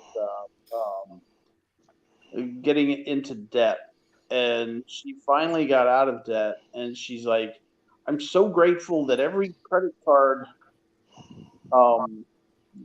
offer that comes my way, I sign up. I never use them, but I sign up. And then she pulls out a stack of cards, like a deck of cards.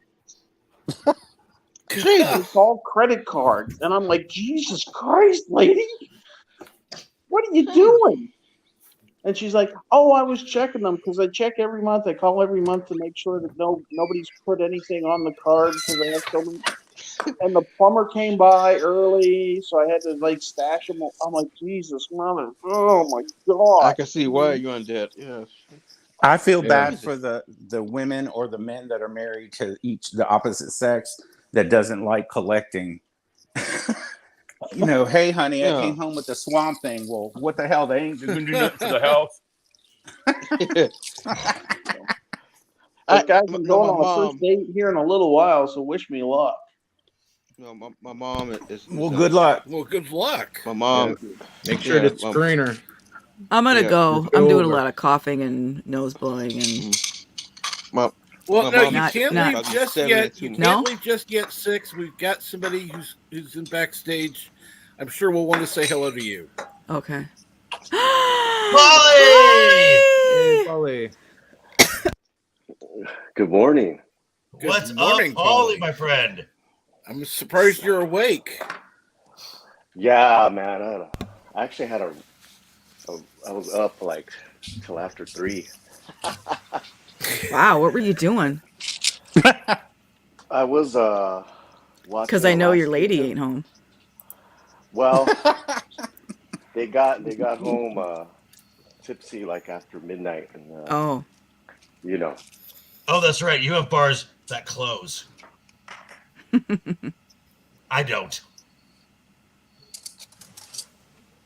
Where? You don't have bars that close. Las Vegas. Oh, that's right. You didn't say that. Wow. 6, how you feeling? Terrible. I feel hungover, even though I haven't had a drink in like 10 years. Yeah, sorry to hear about that too. Sorry about that. So does everybody know Polly from Latino Slant? Yeah. I actually don't. This is the first time I've Really? Polly is amazing. Absolutely. Oh, that's cool. Well, I'll have to. There's a few channels I have to check out. I know this the wonderful human from all this time on Midnight's Edge, and he's actually given me some little bits of advice here and there for my channel, and I am grateful. Yeah, I'm grateful for everybody who gives me advice. I've gotten a lot of help with my startup, so I am very grateful to everybody who does that. And yeah, that's one thing I could definitely say. Take any advice that you're given, and give it due consideration, because yes, some of the things or may not be for you, but it's coming from an honest place, and they're trying to help, and that I think is the most important thing. Yeah. So how you doing, Trek? I'm doing good. How are you, Polly? Just kind of moving around. I got some people coming over in a little while, so I'm getting ready for that. But I'm all right. So where are you at? Where am I at? Yeah. Like location wise? Yes. I mean, not street address, obviously. Who's asking? Indie Tiger. So you see me on Salty Trekker's channel a lot.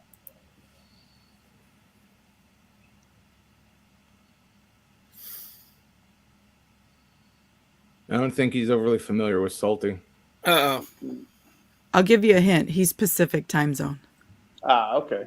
Yeah, I didn't mean to get your specific street address. I mean, just generally speaking, what part of the world are you in? Google Maps, here we come. Because I'm in Virginia, outside of D.C. At least you're outside of DC. Outside of DC is definitely. I think I've killed the conversation. Trust me. Conversations can always be brought back around. That's not an issue. Yeah, that's true. Yeah, the key word is outside. You're outside. We all know what happened to the last outside. By the way, Paulie, I do still have that mug. Nice. In case you didn't see me when I said last night, I still have that mug. Let's see.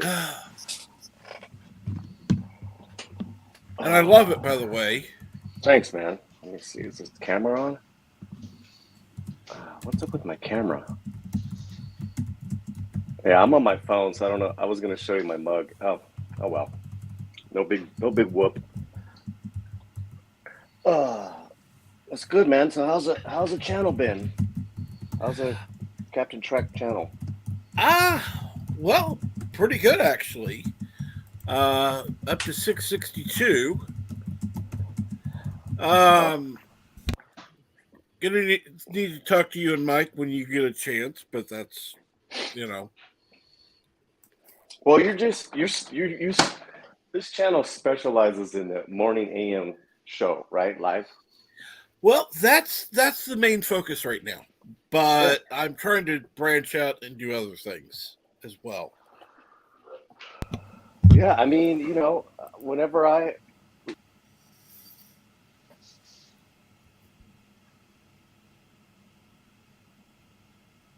Did we lose him?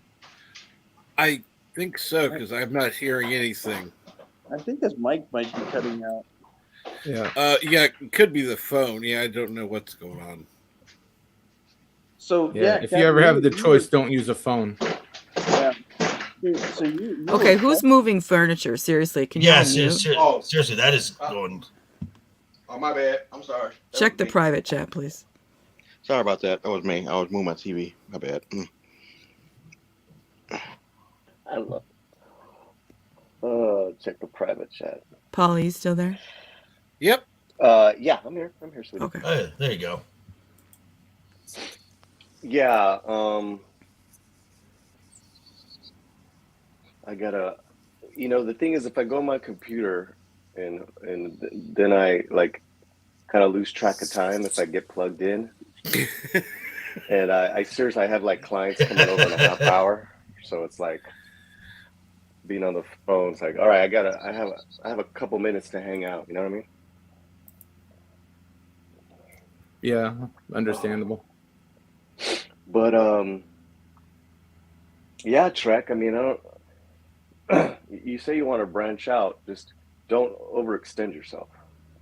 Oh no, that's definitely not something I want to do. But it would definitely have to be completely different. I don't want it to be like the morning brew at all. I think you're doing good with the karaoke and then the little interviews that you're doing. That's a good branch. I need to find other people to have on, including you and a few others. And of course, that's going to be evening time. So maybe Polly will be available one evening. Who knows? Yeah, I mean, I think you present it to people. It's it's easier to talk about, and I think you're on every day, right?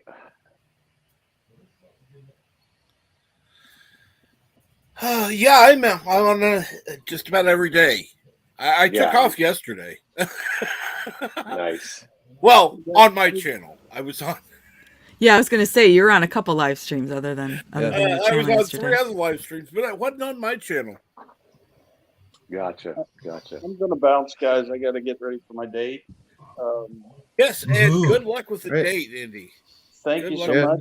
Thanks for having me on, and have a great rest of your stream. Oh, what's that? Andy last name? Uh, Your well, not your last Tiger? name, but your Norman Dixon is Tiger. my name. Indie Tiger. Yeah, but I Norman can't Dixon read, is my man. name, and Norman Dixon is currently my channel. There's a long story Oh, behind Indie Tiger. it. Okay. So, All right. but anyway, thanks a lot, guys. I'll talk to you all later. All right. Bye. Good luck Nice to on meet your you. Take care. on your date, and we want you to come back and tell us if she passed the geek test. Are you Toodles! going on a? If she You're going on a doesn't, date? just pull over on the side of the road and out she Kick goes. her out of a moving car. It's fun.